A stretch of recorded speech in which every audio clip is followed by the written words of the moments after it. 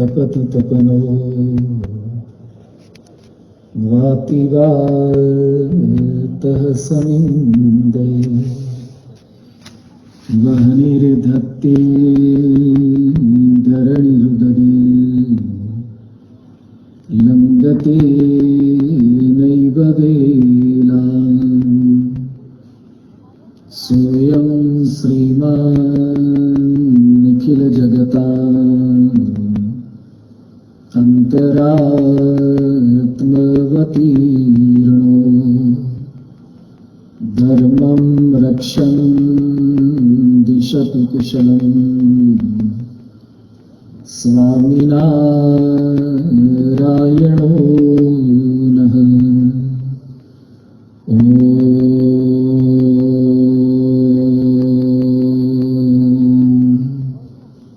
અસતો મા સદ્ગમય તમસો મા જ્યોતિર્ગમય મૃત્યોર્મામૃતં ગમય. ઓમ શાંતિ શાંતિ શાંતિ. શ્રી સ્વામિનારાયણ ભગવાનની જય.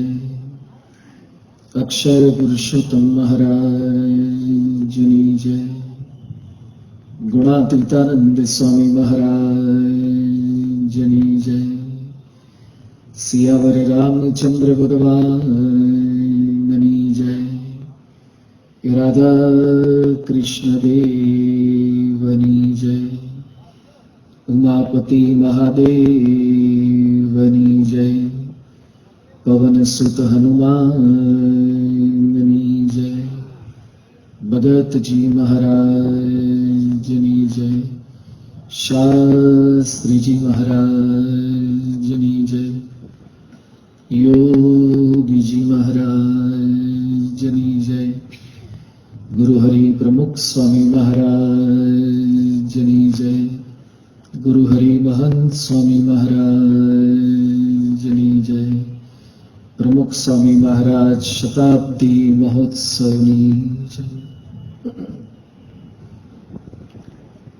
પૂર્ણ પુરુષોત્તમ ભગવાન સ્વામિનારાયણ બ્રહ્મ સ્વરૂપ ગુરુહરિ પરમ પૂજ્ય પ્રમુખ સ્વામી મહારાજ અને પ્રગટ ગુરુહરિ પરમ પૂજ્ય મહંત સ્વામી મહારાજના શુભ આશીર્વાદથી રાજકોટને આંગણે આયોજિત માનવ ઉત્કર્ષ મહોત્સવની અંદર પધારેલા સર્વે પૂજનીય સંતો, માનનીય શ્રી ધીરુભાઈ, સર્વે મહાનુભાવો, સમગ્ર શહેર અને ગ્રામ્ય વિસ્તારમાંથી દૂર અને સુદૂરથી પધારેલા સર્વે ભક્તો ભાવિકોનું આ વ્યાસપીઠ ઉપરથી હાર્દિક સ્વાગત કરું છું. સૌ કોઈને હૃદયપૂર્વકના જય શ્રી સ્વામિનારાયણ.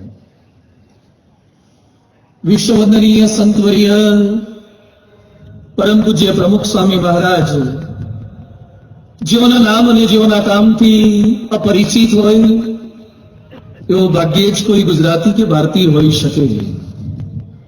જે પોતાના જીવનના 95 વર્ષ જીવ પ્રાણી માત્રના હિત માટે સમર્પિત કરી નાખ્યા એવા સંત ગત વર્ષે જ આપણા સૌ કોઈની વચ્ચે સ્થૂળ દેહથી વિદાય થયા.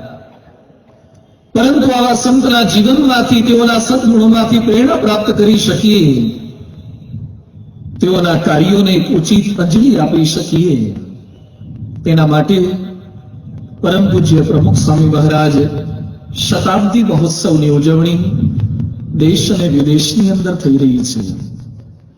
તેના એક ભાગ સ્વરૂપે રાજકોટ મંદિર, જેની સ્થાપના, જેની મૂર્તિ પ્રતિષ્ઠા કાલાવાડ રોડ પર જે આવેલું છે, ઈસવીસન 1998માં પરમ પૂજ્ય પ્રમુખ સ્વામી મહારાજે એ ભવ્ય મંદિરની ભેટ આપી હતી. એ મંદિરને આગામી વર્ષે 2018ની અંદર 20 વર્ષ પૂરા થઈ રહ્યા છે. એટલે કે મંદિરનો દ્વિદશાબ્દી મહોત્સવ આવી રહ્યો છે. પરમ પૂજ્ય પ્રમુખ સ્વામી મહારાજ શતાબ્દી મહોત્સવ અને રાજકોટ મંદિર દ્વિદશાબ્દી મહોત્સવ ઉપક્રમે આ માનવ ઉત્કર્ષ મહોત્સવનું ખૂબ સુંદર આયોજન કરવામાં આવ્યું છે. શા માટે માનવ ઉત્કર્ષ મહોત્સવ એવું શીર્ષક? 84 લાખ યોની છે, કાગડા, કૂતરા, લાડા, અનેક અવતારો છે. દરેકના નામ પણ જાણી ન શકીએ એટલી અસંખ્ય યોની છે. એ તમામમાં આપણે જન્મ લઈ ચૂક્યા ત્યાર પછી આ માનવ જન્મની પ્રાપ્તિ થઈ છે. ભગવાનનું છેલ્લામાં છેલ્લું મોડલ, લેટેસ્ટ મોડલ આ માનવ શરીર છે. આઈફોન 4 હતા, 5 આવ્યા, 6 આવ્યા, સેમસંગમાં પણ નવા વર્ઝન આવ્યા કરે છે. ભગવાને માણસ બનાવ્યો ત્યાર પછી કોઈ નવું માનવ શરીરનું વર્ઝન આપ્યું નથી. Main is A crown of the creation. ભગવાનના જેટલા કઈ સર્જન છે એમાં શ્રેષ્ઠ સર્જન આ માનવ શરીર છે. માનવના આકારમાં ફેરફાર કરવા માટે આ પારાયણ નથી, પરંતુ માનવના વિચાર, આચાર અને વ્યવહારમાં ફેરફાર કરવા માટે આ માનવ ઉત્કર્ષ મહોત્સવ છે. આકારમાં ફેરફાર એ વિજ્ઞાન પણ હવે નહીં કરી શકે. શા માટે આ માનવ ઉત્કર્ષ મહોત્સવ છે? વર્ષો પૂર્વેના કૂતરા, વર્ષો પૂર્વેના ગધેડા જે પ્રકારની પ્રવૃત્તિઓ કરતા હતા, જે પ્રકારની તકલીફો સહન કરતા હતા, એ તકલીફો સદીઓથી બધી જ યોનિની અંદર જીવો એ સહન કરી રહ્યા છે. જ્યારે માણસ કેવી સુવિધા અને કેવી સવલતો ભોગવતો થઈ ગયો, છતાં પણ માનવ જાતિની અંદર ઉત્કર્ષની આવશ્યકતા શા માટે છે? થોડાક વર્ષો પૂર્વે એક માનવ જંગલમાંથી પસાર થતો હતો. એની પાછળ સિંહ પડ્યો. બચવાનો પ્રયત્ન કર્યો, ખૂબ દોડ્યો, છતાં સિંહ એની પાછળ આવે છે. જોયું કે સિંહ તો હમણાં પહોંચી વળશે. બચવા માટે ઝાડ ઉપર ચડી ગયો.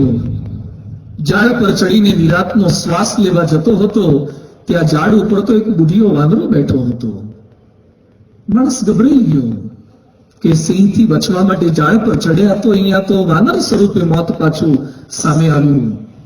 એ સમયે વાનર કહે છે, ચિંતા ન કર, તમારા આશ્રય આવ્યો છે, શરણે આવ્યો છે, તેને હું બચાવી લઈશ. રાત્રિ વિસામો તું અહીંયા કરી લે, ઝાડ ઉપર રાત્રિ વિસામો કરી લે. સિંહ નીચે રાહ જુએ છે કે હમણાં નીચે ઉતરે એટલે પતાવી દઉં. રાત્રિ વિસામો કરવાનો હતો, એમાં જાગવાના વારા પાડે છે. વાનર માણસને કહે છે કે 3 કલાક તું સુઈ જા, 3 કલાક હું જાગું છું, ફરીથી હું સુઈ જઈશ, પછી તું જાગજે. એવા સમયે માણસ જ્યારે સૂતો છે ને વાનર જાગ્રત છે, નીચેથી સિંહ એ પેલા વાનરને પ્રલોભન આપતા કહે છે કે મારે તો માણસને જ ખાવો તો, પરંતુ આ ઝાડ પર ચડી ગયો, હવે તો નીચે ઉતરે એવો નથી, પણ તું એને ધક્કો મારી દે, નીચે પડી જાય તો હું એને જમી જવું. વાનર કે છે આ મારા શરણે આવ્યો છે, આજે હું એને ધક્કો ન મારી શકું. જે શરણાગત છે એનો અનાદર ન કરી શકું, વિશ્વાસઘાત ન કરી શકું. 3 કલાક પૂરા થઈ ગયા. વાનરનો સુવાનો વારો આવ્યો અને માણસનો જાગ્રત રહેવાનો વારો આવ્યો છે. એ સમયે સિંહ ફરીથી હવે માણસને લલચાવવાનો પ્રયત્ન કરે છે કે મારે તને ખાવાનો હતો, પરંતુ તો શહીદ થઈ ગયો છે, ભૂખ ખૂબ લાગી છે, તું નહીં તો કઈ નહીં, વાનરને ધક્કો મારી દે, હું એને જમીને જતો રહીશ. અને માણસ તો બુદ્ધિશાળી પ્રાણી કહેવાય ને. તેને વાનરને ધક્કો માર્યો, પણ વાંદરા મોટે ભાગે પોતાની પકડ ચૂકે નહીં. ધક્કો માર્યો ને જેવો પડવા ગયો, તરત જ ગુલાટ મારીને વાનર પાછો આવી ગયો, નીચે પડ્યો નહીં. હવે તો માણસને વધારે ગભરામણ થઈ કે જેણે આશ્રય આપ્યો હતો એને જ આપણે ધક્કો માર્યો, હવે તો આજે પકડી દેશે. માણસ ગભરાતો તો એ સમયે વાંદર કહે છે ડરીશ નહીં, ગભરાઈશ નહીં, નહીં મારું. માણસ કહે છે મારાથી ભૂલ થઈ ગઈ, આવી મારી દાનત નહોતી. એટલે હું જાણું છું તારી દાનતો કેવી હોય છે, પણ એક હું તને પાઠ આપવા માંગુ છું, એક તું મને વચન આપ. આજ પછી તમે તમારા બાળકોને પાઠ્ય પુસ્તકોમાં જે ભણાવો છો ને તે માણસના પૂર્વજો વાનર હતા એ પાઠ્ય પુસ્તકમાંથી, સિલેબસમાંથી કાઢી નાખજો. અમારી ઓલાદો ક્યારેય ધક્કા મારવાના કામ ના કરે. વાનરમાંથી માનવ બન્યા હોય. તમારા પૂર્વજ જો અમે છીએ, અમે આજ સુધી કોઈ શરણે આવેલાને ધક્કા માર્યા નથી. જ્યારે તમે જેને આશ્રય આપ્યો હોય એને મારતા લેશમાં તો બીક લાગતી નથી. આજે પશુ પણ ન કરે એવી ક્રિયાઓ માનવ કરવા લાગ્યો છે. આજે સમાજમાં મચ્છર કરડવાથી કેટલાક માણસો મર્યા હશે, અરે કૂતરા કરડવાથી પણ કેટલાક મર્યા હશે, અરે વાઘ અને સિંહના એટેક થવાથી કેટલાક મર્યા હશે, પણ શ્રોતાજનો માણસ કરડવાથી સૌથી વધારે મર્યા છે. જેટલા મચ્છરથી નથી મર્યા, જેટલા કૂતરાથી નથી મર્યા, એટલા માણસ કરડવાથી મર્યા છે. મોડી રાત્રે નીકળતા આપણને બીક કૂતરાઓની લાગે છે, સાપની બીક લાગે છે, સિંહની બીક લાગે છે. આપણા દીકરા દીકરીઓને રાત્રે એકલા પાછા આવતા બીક કોની લાગે છે? માણસથી ગભરાય. આજે ઘરે અહીંયા પાળેમાં આવતા પહેલા પણ તાળું મારીને આવ્યા છીએ, કોની બીક છે? આજે પૃથ્વી પર જેટલું સારું થયું છે એ પણ માણસને લીધે છે. શાંતિ પણ માણસને લીધે અને અશાંતિ પણ માણસને લીધે છે. પ્રશ્નો કેટલા પ્રશ્નો, એ પ્રદૂષણનો પ્રશ્ન હોય, આતંકવાદ હોય, નક્સલવાદ હોય, વ્યસન હોય, ચોરી હોય, હત્યા હોય કે બળાત્કાર હોય, બધું જ માનવને લીધે છે. માનવ છે પણ માનવતા ખૂટે છે. એના માટે આ માનવ ઉત્કર્ષ મહોત્સવ છે. આ કથા કોઈ રામાયણ પર નથી, આ કથા કોઈ મહાભારત ગીતાના શ્લોકો પર નથી, કે રામાયણની ચોપાઈઓ પર નથી, કે ભગવાન સ્વામિનારાયણના વતનાઓ શિક્ષાપત્રી એના વચનો કે શ્લોકો પર પણ નથી. વિશ્વના અનેક ગ્રંથો સંતો વાંચે છે. એ ગ્રંથોમાં જે સાર છે, એમાં જે માનવતાની વાતો છે, એ વાતોને આપ સમક્ષ રજૂ કરવા માટે સર્વ ગ્રંથોના સાર રૂપી આ પારાયણ છે. જે પાણી શરીરનો મેલ સાફ ન કરી શકે એ પાણી શું કામનું? જે પાણી પેટની ભૂખ ન મટાડી શકે એ પાણી શું કામની? એમ જે વાણી મંચ ઉપરથી આપણી સમસ્યાઓના સમાધાન ના આપી શકે એ વાણી શું કામની? 7 દિવસ દરમિયાન કોઈ વાણીનો વ્યાયામ નથી. કોઈ ભેગા થયેલાને સમયનો વ્યય કરવા માટે, એકત્રિત કરવા માટે નથી આવ્યા. મોટે ભાગે કથા સાંભળવા માટે કોણ જાય? કેટલાક લોકોને અમે આમંત્રણ આપીએ ત્યારે બોલતા હોય છે કે I will see, if I will be free then I will come. જો ફ્રી હોઈશ તો આવીશ. કથામાં કોણ જાય? ફ્રી હોય જાય. ફ્રી ને ગુજરાતીમાં શું કે? નવરા. કથા સાંભળવા માટે નવરા માણસો જાય એવું બાર બાળકો માનતા હોય છે, પણ ક્યારેક કેટલાક બેઠેલા પણ માનતા હોય છે. ફ્રી છીએ તો જઈ આવીએ. અરે દુનિયાનું સૌથી મોટામાં મોટું કામ આપણે કરી રહ્યા છીએ. કથા સાંભળવી એ ઉત્કર્ષનું કાર્ય છે, એ વિચાર પરિવર્તનનું કાર્ય છે, એ વિકારના વિસર્જનનું કાર્ય છે. એટલે આ સર્વ ગ્રંથોના સારની આ વાતો છે. આ કથા, આ પારાયણ એ કોઈ પટેલ જ્ઞાતિ, કડિયા જ્ઞાતિ, સુથાર જ્ઞાતિ કે XYZ જ્ઞાતિ માટેની પારાયણ નથી. એ સર્વ જ્ઞાતિ માટેની માનવ માત્રની પારાયણ છે. આ કથા કોઈ એક સંપ્રદાયની પારાયણ નથી. કોઈ આ ભગવાનને માને, આ ભગવાનને માને. અરે જેને માને છે, હું તો ત્યાં સુધી કહું છું, જે ભગવાનને નથી માનતા એના માટે પણ આવશ્યકતા છે. જેને પોતાના જીવનની અંદર સુખ શાંતિની આવશ્યકતા છે, એ સૌ કોઈ માટે આ પારાયણ છે. આ કથા, આ પારાયણ કોઈ એક વિષય પર નથી. 7 દિવસના અલગ અલગ વિષય છે. જેમ એન્જિનિયર થવા માટે એને ફિઝિક્સની આવશ્યકતા છે, કેમેસ્ટ્રી જરૂરી છે, એને મેથ્સની આવશ્યકતા છે. અરે એન્જિનિયરિંગની અંદર ફિઝિક્સ જરૂરી છે, મેથ્સ જરૂરી છે, લેંગ્વેજ તરીકે ઇંગ્લિશ પણ જરૂરી છે, એની પણ આવશ્યકતા છે.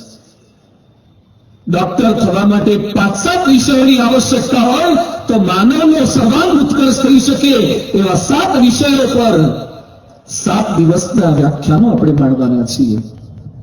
વિવિધ માધ્યમો દ્વારા એમાં આજે ધીરુભાઈએ મંગલ પ્રારંભ આ માનવ ઉત્કર્ષ મહોત્સવનો કર્યો. એમની લાક્ષણિક શૈલીમાં એમણે બહુ સુંદર વાતો કરી. એમણે આપણને હાસ્ય તરબતર પણ કર્યા. એમની ઈચ્છા છે, ન કેવળ એમની ઈચ્છા, આપણા શાસ્ત્રની ઈચ્છા છે કે આનંદ में जीने का अधिकार तुम्हारा है. આનંદમાં રહેવું જોઈએ.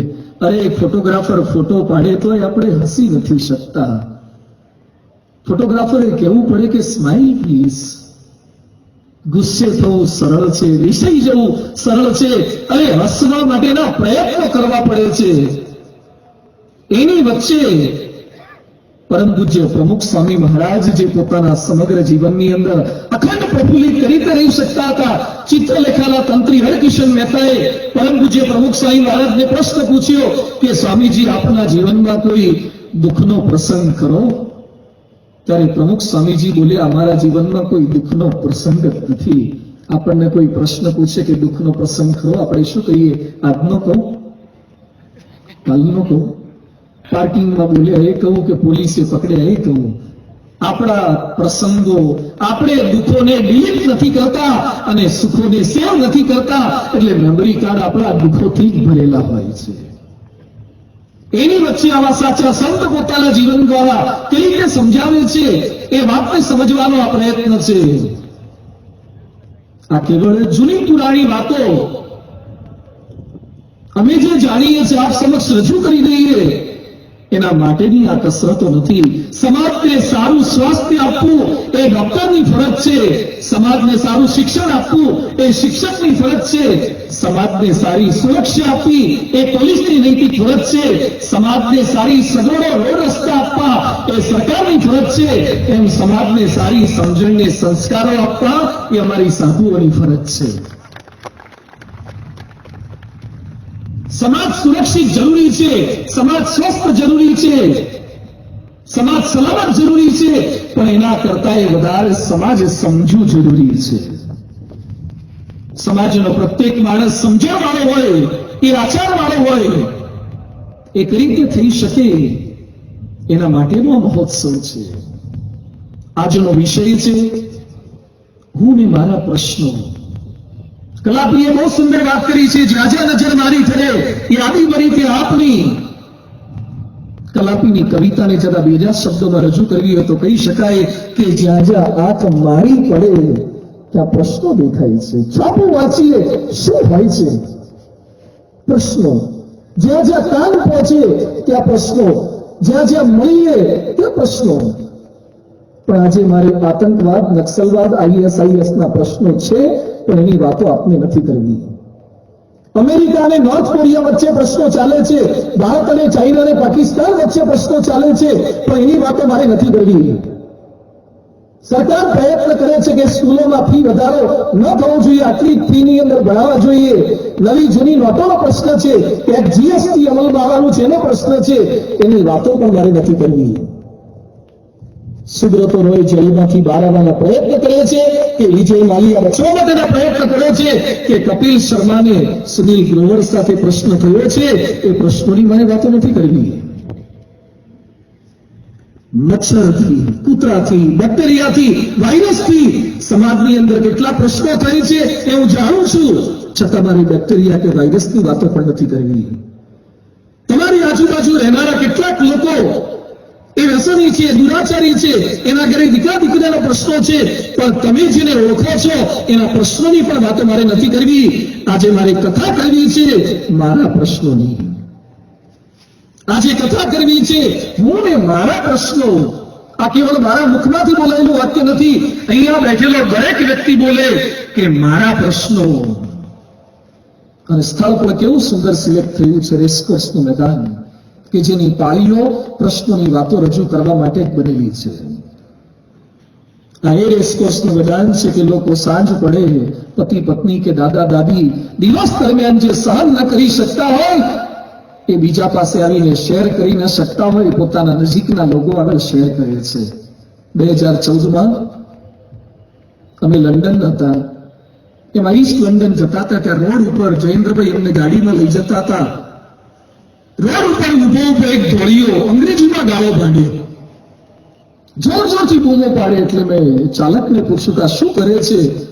મને કે સ્વામી અમારા ત્યાં વિદેશની અંદર કેટલાક લોકો મોટી ઉંમરે એની પત્ની છૂટી રહેતી હોય, એના દીકરા તો જુદા થઈ ગયા હોય, હવે એની વરાળો ઠાલવી ગયા એટલે કોઈક મળી જાય તો એને વાત કરે, કોઈ ન મળે તો રોડ પર ઉભા ઉભા પસાર થનારાને પોતાની તકલીફો જણાવે છે, પોતાના પ્રશ્નો જણાવે છે. પરદેશમાં તમારા પ્રશ્નો સાંભળનારું કોઈ નથી. એની વચ્ચે ધન ભાગ્ય છે કે ભારતના ઓટલા તો થોડાક એવા બન્યા છે કે આપણા પ્રશ્નો કોઈક સાંભળી શકે. ક્યાંક પાળીઓ એવી બની છે, ક્યાંક આપણા મિત્રો એવા મળે છે કે જેને પ્રશ્નોની રજૂઆત કરી શકીએ છીએ. આ જ પાળીઓ પર બેઠા બેઠા આઈસ્ક્રીમ ખાતા ખાતા એકબીજાને પ્રશ્નોની રજૂઆત કરીએ અને થોડીક ઠંડકની અનુભૂતિ થાય છે. પરંતુ પ્રશ્ન શું શમી જાય છે? મારા પ્રશ્નો શમ્યા? મારા પ્રશ્નો એટલે બાળક, યુવાન, વડીલ અને વૃદ્ધના પ્રશ્નો. મારા પ્રશ્નો એટલે સ્ત્રીના પ્રશ્નો, પુરુષના પ્રશ્નો, બ્રાહ્મણ, ક્ષત્રિય, વૈશ્ય અને શુદ્રના પ્રશ્નો, સમાજની પ્રત્યેક જ્ઞાતિના પ્રશ્નો. દરેકને પ્રશ્ન છે. એકવાર એક ભાઈ પોલીસ પાસે ગયા. પોલીસને કે સાહેબ હું બહુ દુઃખી છું. કે હા દુઃખી હોય કેટલાક? ના કે હું તો અતિશય દુઃખી છું, મારી પત્ની બહુ ભારે છે, બહુ અપશબ્દો બોલે છે. સાહેબ કે બોલે? અરે મારે પણ છે. આખી પૃથ્વીમાં સૌથી વધારે દુઃખીમાં દુઃખી હું છું. પોલીસ કે બારોબાર એવું સ્ટેટમેન્ટ ના આપો, સૌથી વધારે દુઃખી તો અમે છીએ. અરે સાહેબ તમે દુઃખી કેમ? એ કે અમે દુઃખી છીએ પણ ફરિયાદ કરવા જરી ક્યાં? લોકો અમારી પાસે ફરિયાદ કરે. અરે જજને પણ પ્રશ્નો હોય છે ને વકીલને પણ પ્રશ્નો હોય છે, ડોક્ટર પણ નાના હોય છે અને કેટલાક શિક્ષકો પણ અભણ હોય છે કે તાઈને કેટલાક વિષયનું અજ્ઞાન હોય છે. પ્રશ્ન દરેકને છે પણ કેટલાક પ્રશ્ન દેખાય જેમ ફોન એક જ હોય પણ એને મૂકવાની સિસ્ટમ જુદી જુદી હોય છે. કેટલાકનો ફોન લાઉડ ઉપર હોય, કેટલાકનો વાઇબ્રેટ પર હોય, કેટલાકનો સાયલેન્ટ હોય, કેટલાકનો કવરેજ એરિયાની બહાર હોય અને કેટલાકનો સ્વિચ ઓફ હોય. પ્રશ્ન દરેકને આવે પણ જેના લાઉડ પર મૂકેલા હોય એના પ્રશ્નો આજુબાજુ વાળાને ખબર પડે. જેના વાઇબ્રેટ હોય એ થોડાક પોતે હલે એટલે નજીકમાં બેઠા હોય એને ખબર પડે. જેના સાયલેન્ટ હોય એને પોતાને ખબર પડે કે મારે પ્રશ્ન છે, બીજા કોઈને ખબર પણ ન પડે. જે કવરેજ એરિયાની બહાર છે એ તો મેન્ટલ હોસ્પિટલમાં એડમિટ કર્યા છે, એને ખબર નથી પ્રશ્ન શું છે. જે સ્વિચ ઓફ કરીને બેઠા છે કેતા જેને ભગવાનની અંદર ચિત્ત ચોંટી ગયું છે, આ લૌકિક પ્રશ્ન માત્ર એને અસર નથી કરી શકતા. પ્રશ્ન દરેકને છે, એના સમાધાન કરી તે પ્રાપ્ત કરી શકીએ એવી વાતોનો વિચાર વિમર્શ આપણે કંઈક કરી શકીએ. એના માટે આ કથા છે, એના માટે આ માનવ ઉત્કર્ષ મહોત્સવ છે. આજની આ પારાયણની અંદર એ સમજવાનો પ્રયાસ આપણે કરવાના છીએ. માનવ જીવનમાં કયા કયા પ્રકારના પ્રશ્નો આવે છે. પહેલા તો આપણી સમસ્યાને ઓળખવી પડે કે સમસ્યા શેને લીધે છે. એકવાર એક ભાઈ મારી પાસે આવ્યો, મને કે સ્વામી મારો દીકરો બહુ રડતો હતો. શું તકલીફ થઈ? એ કે સાવ નાનો બાળક, 1-1.5 વર્ષનો, બહુ સમજાવ્યો, ચાલો રાખવાનો પ્રયત્ન કર્યો, ઘૂઘરા રમકડા આપ્યા છતાં ચાલો રે.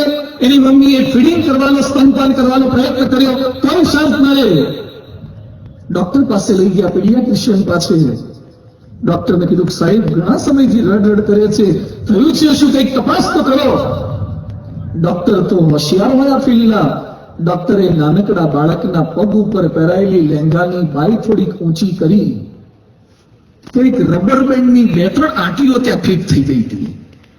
તો જેઠાલાલના ટપુડા જેવો હશે તે રમાડતા રમાડતા 2-3 રબરની એવી રીંગો ફિટ કરી ગયો અને પછી લહેંગાની બાઈ હેઠી ઉતારી ગયો. બાળકની જેટલી ટોલરન્સ પાવર હતો એટલું સહન કર્યું, પછી સહન ન થયું એટલે બાળક રડવા લાગ્યો. જેવું રબર બેન્ડ દૂર કર્યું અને બાળક શાંત થઈ ગયો.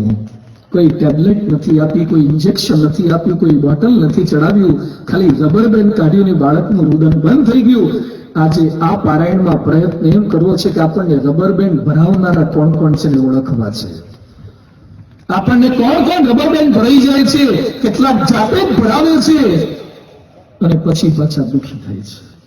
ઘણા લોકો અમને કહે છે કે સ્વામી ખરેખર તમે સુખી થઈ ગયા, આ બાજુ નહોતું આવા જેવું. ખરેખર આમાં કાંઈ માલ નહીં, આ માર્ગ જ ખોટો છે. એ જાતે અનુભૂતિ કરે છે. આજે સૌ પ્રથમ સમજવું એ છે કે માણસના જીવનની અંદર પ્રશ્નો કયા કયા આવે છે કે આ શારીરિક પ્રશ્નો છે. હમણાં 2 દિવસ પહેલા જ એક ભાઈ મને મળવા માટે આવ્યા. બહુ જ મોટા બિઝનેસમેન છે. એના સગા સાળા જુનાગઢથી એના ગામ પાછા જતા હતા. બાઇક પર હતા. 30 વર્ષની ઉંમર છે અને બાઇક એક સ્લીપ થયું. કમરના મણકા ખલાસ થઈ ગયા. નીચે બધું જ પેરેલાઇઝ થઈ ગયું છે. તમે કલ્પના નહીં કરી શકો એવા શારીરિક પ્રશ્નો આવશે. એ યુવરાજસિંહને પણ કેન્સર ડિટેક્ટ થઈ શકે અને આપણી કલ્પના ના હોય કે કેન્સર થાય, બ્રેસ્ટ કેન્સર થાય. આપણા જે ભક્ત અજમેરા પરિવાર અને પૂના જતા હતા. મર્સિડીઝ ગાડી છે એના ઘરે રોડ ઉપર સાઈડમાં પાર્ક કરી અને કંઈક પાણી પીતા હશે. ત્યાં પાછળથી કોઈ ટ્રકે ઠોકર મારી. એક્સિડન્ટ થઈ ગયો. એ છોકરાના ગાલ ઉપર એટલા કાચ વાગ્યા, સ્ક્રેચ પડી ગયા છે. એટલો રૂડો રૂપાળો દીકરો હોય પણ ગાલ ઉપર આ ગા લાગી જાય છે. અરે ખીલ ધાધરને તો કોણ પૂછે છે? શું લોકોના શારીરિક પ્રશ્નો છે? અમે બોમ્બે એક ભાઈના ઘરે ગયા.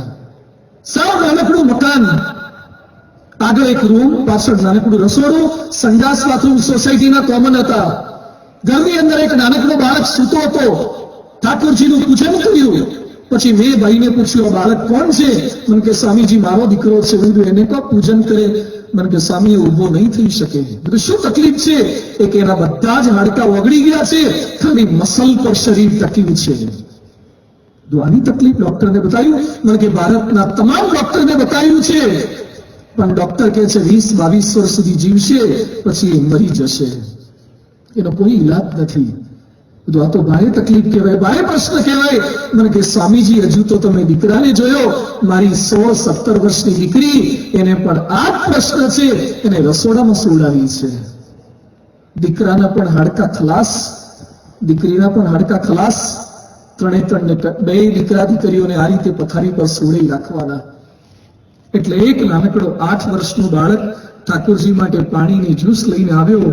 એટલે બે એમને પૂછ્યું કે આ કોનો દીકરો છે? મને કે સ્વામીજી એ મારું 3જું સંતાન છે. હી લુક્સ હેલ્ધી, એ તો સ્વસ્થ લાગે છે. મને કે સ્વામી ડોક્ટર કહે છે કે 12-14 વર્ષ સુધી આ રોગના ચિહ્ન ન દેખાય. 99.99% આ છોકરાને પણ આ જ રોગ થઈ શકશે. ઘરમાં 3 સંતાન હોય અને 3 સંતાનને આવો રોગ, આવી બીમારી, આવું દર્દ હોય, આવો પ્રશ્ન હોય, એવા સમયે ધન્ય ગૃહસ્થાશ્રમ લાગે કે રીતે? ક્યાંક શારીરિક પ્રશ્નો છે તો ક્યાંક આર્થિક પ્રશ્નો છે. નવી જૂની નોટોના પ્રશ્નો છે. સંતાનોને ભણાવવા છે પણ ફીનો પ્રશ્ન છે. આજ રાજકોટમાં કેટલાય લોકો એવા છે જેને પોતાના મકાન નથી. કેટલાકને સૂચિતના મકાન છે ને ડિમોલિશન ન થાય એના માટે પ્રાર્થના કરી રહ્યા છે. કેટલાય લોકોને દેવું થઈ ગયું છે. કેટલાય લોકોએ લીધા હતા ને પાછા આપવાનું નામ લેતા નથી. ક્યાંક આર્થિક સમસ્યાઓ છે, ક્યાંક પારિવારિક પ્રશ્નો છે. હમણાં રાજકોટના જ ગાંધીગ્રામ વિસ્તારમાંથી એક દાદા કાલાવાડ રોડ પર મંદિરે અમને સંતોને મળવા માટે આવ્યા. મારી પાસે બેઠાને રડ્યા. મને કે સ્વામીજી એક વિનંતી આપને કરવી છે. દર 2 મહિને મને એકવાર મંદિરમાં જમાડશો? હું જમાડીશ. પણ મને પ્રશ્ન એ થાય છે કે દર 2 મહિને એકવાર મંદિરમાં જમવાનું આપ કેમ કહો છો? મને કે સ્વામી મારે 2 દીકરા છે અને એ લોકોએ ખવડાવવાના વારા પાડ્યા. એમાં નક્કી કર્યું છે કે 15 દિવસ આ ખવડાવે અને 15 દિવસ આ ખવડાવે. એમાં 30 દિવસનો મહિનો હોય ત્યારે તકલીફ નથી પડતી, પણ 31નો મહિનો આવે ત્યારે 2માંથી એકેય નથી ખવડાવતા. એટલે 31મા દિવસે મને મંદિરમાં ખવડાવો. ક્યાંક પારિવારિક પ્રશ્નો છે, ક્યાંક પતિ પત્ની વચ્ચે પ્રશ્નો છે, ક્યાંક સંતાનોના પ્રશ્નો છે, ક્યાંક માનસિક સમસ્યાઓ છે. મનના પણ પ્રશ્નો લોકોને સતાવી રહ્યા છે. એ બધાની વચ્ચે આપણે આપણા પ્રશ્નોને ઓળખી શકીએ. હમણાં બીએડનો જ એક વિદ્યાર્થી આવે, બીએડની પરીક્ષા ચાલતી હતી. મને કે ટેન્શન છે, પાસ થવાશે કે નહીં થવાય એનું સ્ટ્રેસ રહ્યા કરે છે. આત્મહત્યાના વિચાર આવે છે. અત્યારે વિશ્વનો સૌથી મોટો કોઈ રોગ હોય તો એ ડાયાબિટીસ, કેન્સર, એઇડ્સ નહીં પણ ડિપ્રેશન, ફ્રસ્ટ્રેશન, સ્ટ્રેસ બની ચૂક્યો છે. ક્યાંક આધ્યાત્મિક પ્રશ્નો છે. માળા કરીએ છીએ, ધ્યાન કરીએ છીએ, પણ મન લાગતું નથી. અને નારિયેળ વધેરિયા, શુક્રવાર કર્યા, ધજાઓ ચડાવી, સોમવાર કર્યા, શનિવાર કર્યા, પણ ભગવાન અમારી સામે કેમ જોતા નથી? આ એક પ્રકારનો આધ્યાત્મિક પ્રશ્ન છે. પણ યાદ રાખીએ, દુનિયામાં જે પણ તાળાનું નિર્માણ થાય ને, એની સાથે જ એની ચાવીની રચના પણ બની જાય છે. જ્યારે જ્યારે તાળું બને, તાળાનો જે મેન્યુફેક્ચરર છે એ જ ચાવીનું મેન્યુફેક્ચરિંગ કરી નાખે છે. ક્યાંક તકલીફ એ થાય કે ખોવાઈ જાય તો બીજી બનાવવી પડે. જે શિક્ષક કે જે સુપરવાઇઝર ક્લાસની અંદર પ્રશ્નપત્ર આપે એ જ ઉત્તરવાહી પણ આપે. જે પ્રશ્ન ડિઝાઇન કરે ને એ પેરેલલ એના મનની અંદર જવાબ પણ ડિઝાઇન થઈ જ ગયેલા હોય. એમ જેણે પ્રશ્નનું સર્જન કર્યું છે એને ખ્યાલ છે કે આ તમામ પ્રશ્નોના સમાધાન પણ થઈ શકે છે. પ્રશ્નો છે, એના સમાધાન શું? આપણા પ્રશ્નોની બીજાને વાતો કરવી એ સમાધાન? આપણા પ્રશ્નોની ફરિયાદો કરવી એ સમાધાન? આપણા પ્રશ્નોની ટીકા કરવી એ સમાધાન? કેટલાક લોકોને જ્યારે મળો ત્યારે કમ્પ્લેન બોક્સ જેવા જ હોય છે અને દરેકની ફરિયાદ હોય છે. વ્યસન કરવું એ ફરિયાદ, એ પ્રશ્નનું સમાધાન છે. ગમ ભુલાને કે લીએ નશા ચાહીએ. કેટલાક લોકો ફાટી ખાય, દારૂ પીવે. શા માટે? પ્રશ્નો બહુ છે એટલે દારૂ પીએ, ગુટખા ખાઈએ, ફાટી ખાઈએ તો પ્રશ્નોનું સમાધાન મળી જાય. અરે કોઈ વ્યસન ક્યારે માનવીના પ્રશ્નોનું શાશ્વત સમાધાન નથી આપી શકતું. કેટલાક લોકો એમ વિચારે છે કે મરી જઈએ તો પ્રશ્નોનું સમાધાન મળી જાય. મરવા માટેના પ્રયત્નો કરે છે. અરે મરવાના તો પુસ્તકો બહાર પડે છે. તમે મહેસાણા ગયા હતા, એક ભાઈએ મને પુસ્તક આપ્યું હતું, આર્ટિકલ આપ્યું હતું, મરવાની કળા. કેટલાક લોકોને જીવતા પણ નથી ફાવતું અને મરતા પણ નથી ફાવતું. ટ્રેનના પાટા પર જઈને ભૂઈ જાય પણ ટાઈમ જોયા વગર ગયા હોય એટલે કંટાળીને પાછા ઘેર જઈને ભૂઈ જાય. બિલ્ડિંગ પરથી હેઠા પડે એમાં નીચે વાળો મરી જાય, પોતે બચી જાય. મરતા નથી ફાવતું. એમાં એક સરસ ઉપાય બતાવ્યો છે. એક સદરો છે, હાફ સ્લીવ્સનો ઉડાળામાં પહેરાય ને કોટનનો, એવો તમે પહેરો એટલે થોડીક સેકન્ડની અંદર કોઈ તકલીફ વગર, કોઈ જલન વગર થોડીક સેકન્ડમાં તમે મરી જાઓ. આવા ઉપાયો શોધ્યા છે. એકવાર મેં કથામાં વાત કરી તો એક ભાઈ સભા પછી મને છે પાર્કિંગ સુધી મળવાયા. મને કે સ્વામી પેલો જબ્બો મળે ક્યાં? તમારે શું કામ છે? મને કે પહેરવો નથી, આ લોકોને પહેરવા કામ લાગે. માણસ મરીને સુખી થવાના પ્રયત્ન કરે છે અથવા તો કોકને મારીને સુખી થવાના પ્રયત્ન કરે છે. શું મરી જવાથી પ્રશ્નનું સમાધાન શક્ય છે? પ્રશ્ન સમજે. એકવાર 12મા ધોરણના પરિણામ વખતે એક વિદ્યાર્થી અમદાવાદની અંદર કાંકરિયા તળાવ પાસે પહોંચ્યો. રિઝલ્ટ ખરાબ આવ્યું એટલે મરી જઈએ. ત્યાં પોલીસ વાળો ભાઈ ત્યાં ઉભો હતો. કે ભાઈ શું કરવું છે? બસ મરી જવું છે. શા માટે મરી જવું છે? રિઝલ્ટ ખરાબ આવ્યું. રિઝલ્ટ ખરાબ આવ્યું એટલે મરી જવાનું? હા, કે ઘરે મોઢું શું બતાવીશ? સમાજમાં મારી ટીકા થશે, મા બાપને નહીં ગમે, પછી શું થશે? મરી જઈશ તો શું થશે? કે હું મરી જઈશ, નવો જન્મ લઈશ અને 12માની પરીક્ષા આપીને સારું રિઝલ્ટ લાવીને બતાવીશ. પોલીસ વાળો બુદ્ધિશાળી આવી ગયો. એ કે મરી જઈને જન્મ લે એટલે સીધો 12માં આવે? એકના કે એમ તો ના આવે. પહેલા તો બાલ મંદિરમાં આવે, પહેલામાં આવે, પછી 12માં આવે. એક એમ કરતા કરતા 12મા સુધી પહોંચે ત્યારે પરીક્ષાઓ કેટલી આપવી પડે? એક ધોરણની ઓછામાં ઓછી 3 ને ટ્યુશનની જુદી. એક ધોરણની 3, 12 તરી 36 પરીક્ષા આપે ત્યારે તું પાછો 12માં આવે અને ત્યાં સેમિસ્ટર સિસ્ટમ પાછી બંધ થઈ ગઈ હોય અને તું પાછો ટકા લાવવાની વાતો કરે છે. એના કરતા જીવી જાય ને ઓક્ટોબરમાં પરીક્ષા આપીને પાસ થઈ જાય. શા માટે લાંબા વિચાર કરે છે કે મરી જવાથી પ્રોબ્લેમ સોલ્વ થઈ જાય? અરે મરી જવાથી આત્મહત્યા એ કોઈ પ્રશ્નોના સમાધાન નથી. જેને લીધે પ્રશ્ન થાય છે ને મારી નાખો. કેટલાક લોકો બોલે છે આ નડે છે. કોઈક સ્ત્રીને કે પુરુષને, કોઈ પારકી સ્ત્રી કે પુરુષ સાથે પ્રેમ થયો અને પોતાનો પતિ કે પત્ની નડે છે, મારી નાખો. સોલ્વ થઈ ગયો પ્રોબ્લેમ. જેલમાં જવાના વાળા આવશે. કોઈકને મારી દેવા માત્રથી પણ કોઈક સમસ્યાઓના સમાધાન નથી. અરે હત્યા કે આત્મહત્યા પણ પ્રશ્નોનું સમાધાન નથી. ધૃતરાષ્ટ્ર મહાભારતના યુદ્ધ પછી એના 100 દીકરા મૃત્યુ પામી ગયા. કૃષ્ણ પરમાત્માને પ્રશ્ન પૂછે છે કે પાંડવોના 5 હતા તો 5માંથી એક પણ ઓછો ન થયો અને મારા 100 દીકરા કેમ મૃત્યુ પામી ગયા? એ સમયે કૃષ્ણ ભગવાન પ્રત્યુત્તર આપે છે કે આજથી 50 જન્મ પહેલા તું પારધી હતો. આજથી 50 જન્મ પહેલા તું પારધી હતો અને એક ઝાડ ઉપર નાના પક્ષીઓ બેઠા હતા. તે ઝાડ ઉપર જાળ નાખી અને નીચેથી અગ્નિ પ્રજ્વલિત કર્યો.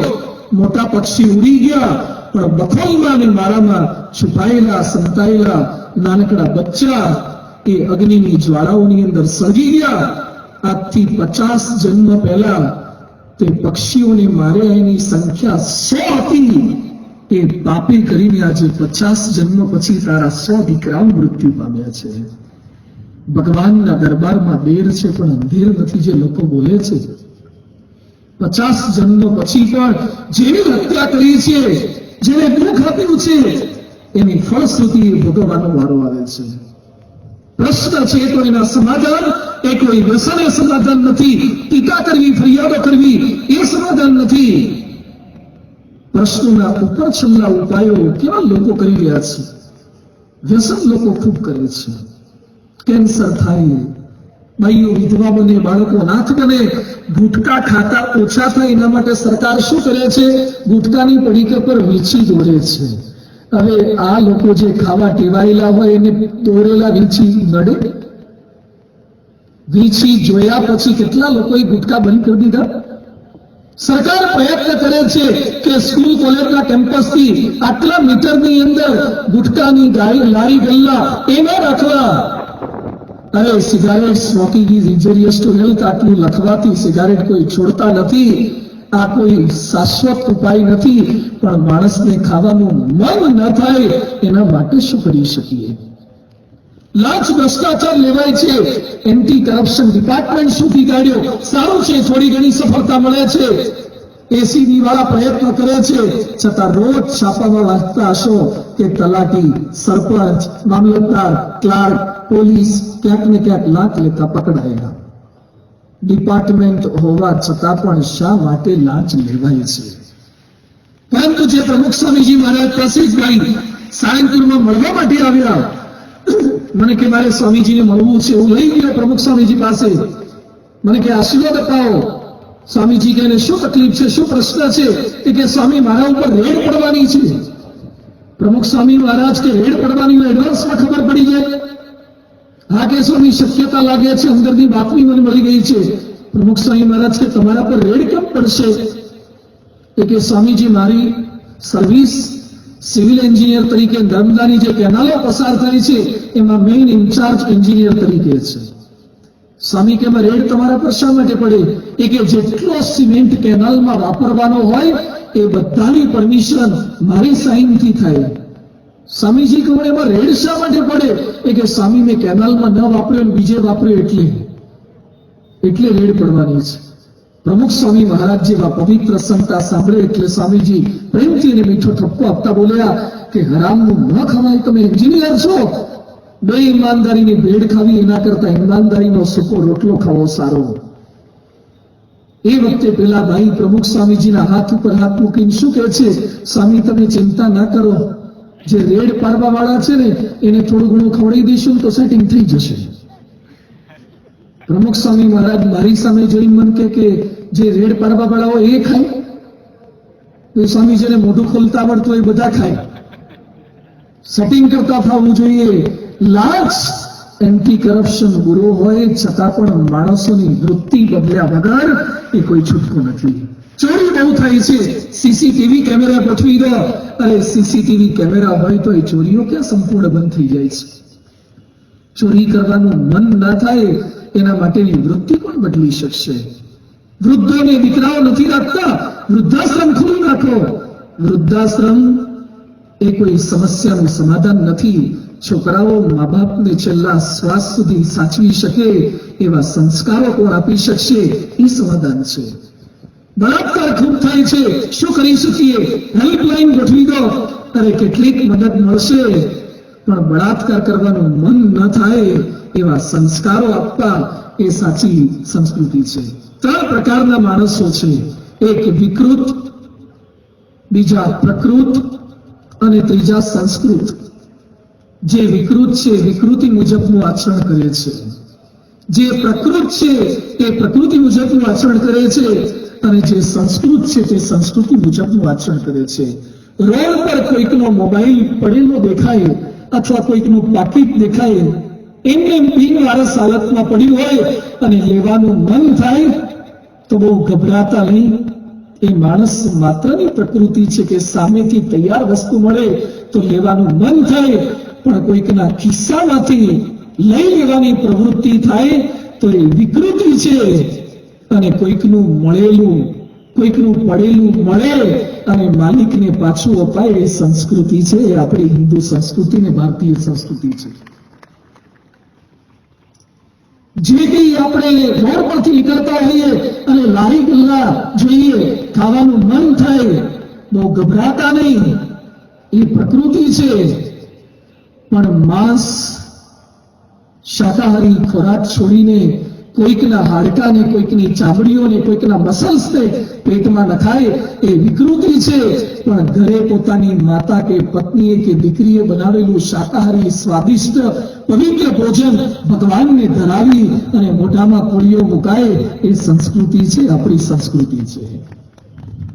કોઈક સ્વરૂપવાન સ્ત્રીને જોયા પછી ગમે તેવા પુરુષનું મન ક્યારેક ચલાયમાન થઈ શકે કે સ્વરૂપવાન પુરુષને જોયા પછી સ્ત્રીનું મન ચલાયમાન થઈ શકે.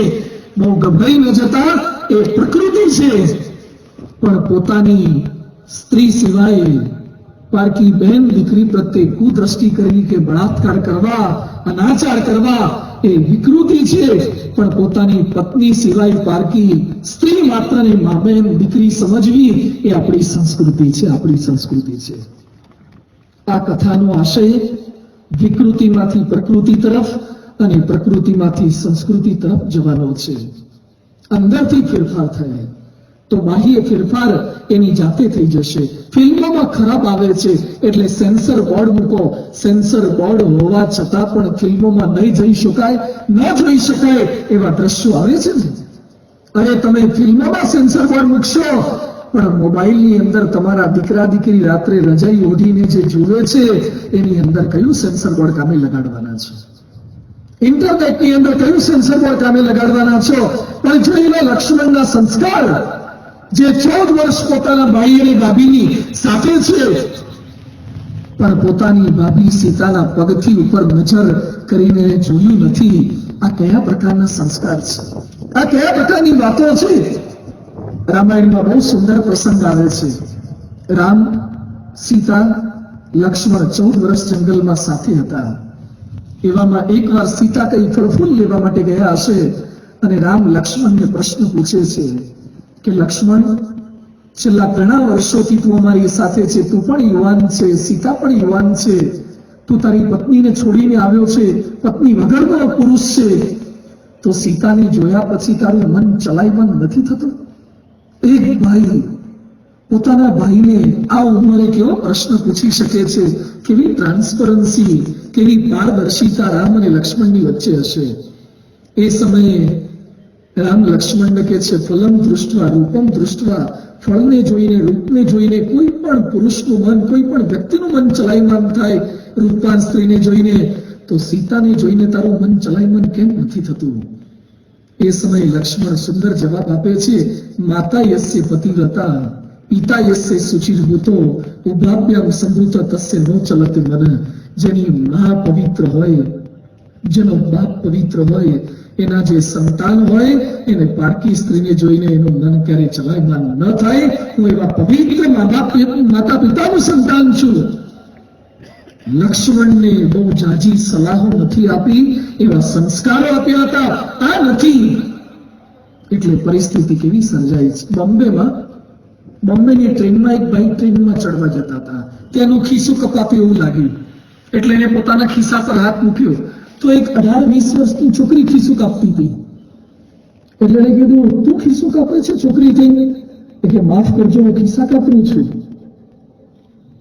પણ તમે કેમ નહીં પકડી પાડી? મને હાથ સુધી મને કોઈએ પકડી નથી. એટલે ભાઈ કે મને માફ કરજે, હું ખિસ્સા કાપું છું. અંદર જઈને ગાળ પાડવાનો હતો પણ તે રસ્તામાં ફૂંક મારી દીધી. પેલી છોકરી કે હવે હાથ પકડ્યો છે, પકડેલો જ રાખજો. એટલે પેલા ભાઈ કે શું કહેવા માંગે છે કે આપણે બે સેમ કોલેજના સેમ બ્રાન્ચના ગ્રેજ્યુએટ કહેવાઈએ, તો બંનેનું ગોઠવી જાય સારું. તો સપ્તપદીશાદી.com માં નામ લખાવું નહીં. બંનેના લગ્ન થયા. 2-3 વર્ષે સુવાવડનો પ્રસંગ આવ્યો. નર્સ ડિલિવરી કરીને બહાર આવી તો નર્સની આંગળી પરથી વીંટી ગુમ થઈ ગઈ. બહુ તપાસ કરતા ખબર પડી પેલું તાજું જન્મેલું ટાબરિયું હતું, મુઠ્ઠી બંધ હતી, મુઠ્ઠી ખોલી અંદરથી વીંટી નીકળી. માતા યસ્ય ખિસ્સા કાતરું, પિતા યસ્ય ખિસ્સા કાતરું, ઉપાભ્યમ ભવતી સંભવતી ખિસ્સા કાતરું. જેની માં ખિસ્સા કાતરું હોય, જેનો બાપ ખિસ્સા કાતરું હોય, એની ઓલાદો જમતા વેત નર્સની વીંટીઓ જ ચોરે. સીસીટીવી કેમેરા મૂકવાથી કે ફિલ્મોના સેન્સર બોર્ડ મૂકવાથી કોઈ પ્રશ્નોના શાશ્વત સમાધાન મળી શકતા નથી. એ બધાની વચ્ચે આપણી સમસ્યાનો સમાધાન કઈ રીતે પ્રાપ્ત થઈ શકે? અરે આપણા ઘરમાં મચ્છર નડતા હતા, એના સોલ્યુશન આપણે કાઢી નાખ્યા. ઓલ આઉટ મચ્છરદાની ઓલ આઉટ લઈ દીધા. આપણા ઘરની અંદર ગંદા હોતા હતા તો પેલો ચોક આવે છે લક્ષ્મણ રેખા, આમ લીટો દોરે. જે રાવણને ખબર નહોતી પડતી વંદન ખબર પડે તો અહીંયા ન જવાય. પ્રશ્નોના સમાધાન આપણે શોધી કાઢ્યા. એક પ્રશ્ન સમાઈ ત્યાં નવા પ્રશ્નો ઉભા થાય છે. તમારે સારંગપુરની અંદર સ્મૃતિ મંદિર ઉપર કબૂતર બહુ બેસે. એકાદ કબૂતર હોય તો શાંતિનું દૂધ કહેવાય, પણ હજાર ભેગા થાય એટલે બહુ અવાજ કરે. અવાજ તો કદાચ સહન થાય, પણ ઉપર બેઠા બેઠા કેસર જળનો અભિષેક કર્યા જ કરે. એટલે લોકોના કપડા બગાડે, માથા બગાડે. એટલે સંતોએ સરસ આયોજન કર્યું. એક ભાઈને પેલો પતરાનો જૂનો ડબ્બો આપ્યો અને કીધું કે કબૂતર બહુ બેસે એટલે તમારે થોડું ખખડાવવાનું તો કબૂતર ઉડી જાય અને લોકોના કપડા કે પગ ન બગાડે. થોડાક દિવસ કબૂતર ઉડી ગયા. થોડીક વાર થઈને પછી ડબ્બો ખખડાયો. 5-7 દિવસ પછી તો એ કબૂતર ઉડે નહીં. એટલે સંતો પાસે ફરિયાદ લઈને એક સ્વામી કે કબૂતર ઉડતું નથી, હવે ડબ્બો ખખડાયો છો? હા કે બહુ ખખડાયો, પણ કબૂતર સેટ થઈ ગયું. તો બેકગ્રાઉન્ડ મ્યુઝિક લાગે છે. હવે ટેવાઈ ગયા, હવે ઉડતા જ નથી. નવો ઉપાય બતાવ્યો. એક દોરડું બાંધી આપ્યું ઉપરથી અને પછી કીધું કબૂતર બેસે એટલે તમારે ગોળ ગોળ થોડું ફરવાનું, આમથી આમ ફરવાનું, આ બાજુ બેસે આમ હલાવવાનું. એટલે કબૂતર મરે નહીં, ઈજાગ્રસ્ત પણ ના થાય અને કબૂતર ઉડીને બાજુમાં ઝાડ પર જતું રહે. થોડાક દિવસ સરસ ચાલ્યું. એ પાછા ભાઈ સંતો પાસે આવ્યા. સ્વામી નવી સમસ્યા, નવો પ્રશ્ન. શું થયું? એટલે જેટલા લોકો દર્શને આવે છે એ બધા દોરડું લઈ લઈને ગોળો ફરે છે. એ લોકોને ત્યાં ધાર્મિક વિધિ છે, તે બધા ગૂંચવાયા કરે છે. એક પ્રશ્ન સોલ્વ કરવા ગયા ત્યાં નવો પ્રશ્ન ઉભો થયો. પેલા એમ થતું હતું કે સગાઈ થઈ જાય એટલે નિરાત, પછી એમ થયું કે લગ્ન થઈ જાય પછી નિરાત, પછી એમ નક્કી કર્યું કે એકાદું સંતાન થઈ જાય પછી શાંતિ જ શાંતિ છે, પછી એમ થયું કે દીકરો ભણી લે પછી શાંતિ છે, પછી પાછો વિચાર આવ્યો કે નોકરીએ લાગી જાય પછી તો જલસા જ છે, અને પાછો સંકલ્પ થયો કે દીકરાને પરણી દઈએ અને નવી બહુ આવે અને પછી તો સાસુ બહુનો ઓર્ડર જ કરવા છે અને પછી તો ઘરમાં શાંતિથી રહેવું છે. પણ દીકરાઓને પરણાયા પછી કેટલી નિરાશ થઈ છે. જેટલા જેટલા સંકલ્પ કર્યા હતા કે સગાઈ પછી, લગ્ન પછી, નોકરી પછી, પરણ્યા પછી, સંતાન પછી નિરાશ. એક પ્રશ્ન સમય ત્યાં બીજો પ્રશ્ન ઉભો થાય છે. તો આજે પ્રયત્ન એ કરવો છે કે પ્રશ્નોના કારણ શું છે, શેને લીધે આપણા પ્રશ્નો ઉદ્ભવે છે. હું ને મારા પ્રશ્નો, એની અંદર જ પ્રશ્નોના કારણ છે. હું અને મારું એ જ પ્રશ્ન માત્રનું કારણ છે. જ્યાં જ્યાં હું છે ત્યાં ત્યાં પ્રશ્ન છે, જ્યાં જ્યાં મારું છે ત્યાં ત્યાં પ્રશ્ન છે. જેટલા આપણે સુખી થયા એ પણ આપણે લીધે અને જેટલા દુઃખી થયા એ પણ આપણે લીધે. કેટલાક માણસોને આપણે કહીએ કે વાહ બંગલો સરસ બન્યો, ત્યારે ગણાશું કે એમને મહેનત બન્યો, જાત મહેનત કરી છે. આપણે કહીએ કે ઓડી ગાળ લીધી અને એમને થોડી આવી છે, પરસેવાથી આવી છે. તમે સુખની ક્રેડિટ લેવાની છોડતા નથી, તો તમારા દુઃખની ક્રેડિટ બીજાને કેમ આપો છો? તમે સુખી થયા એમાં સંપૂર્ણ તમે જવાબદાર, તો તમે દુઃખી થયા એમાં બીજા શા માટે જવાબદાર? આપણે સુખી થઈએ એમાં જેમ આપણે જવાબદાર છીએ, તો દુઃખી થઈએ એમાં આપણે જવાબદાર છીએ. શેના લીધે દુઃખી થવાય છે? પૂર્ણ પુરુષોત્તમ ભગવાન સ્વામિનારાયણ પરમહંસો એકવાર પ્રશ્ન પૂછે છે કે રામે રાવણ માર્યો, કૃષ્ણ કંસ માર્યો, એટલે લોકો એને ભગવાન કે અમે કોઈ અસુર નથી માર્યા, છતાં તમે અમને ભગવાન શા માટે કહો છો?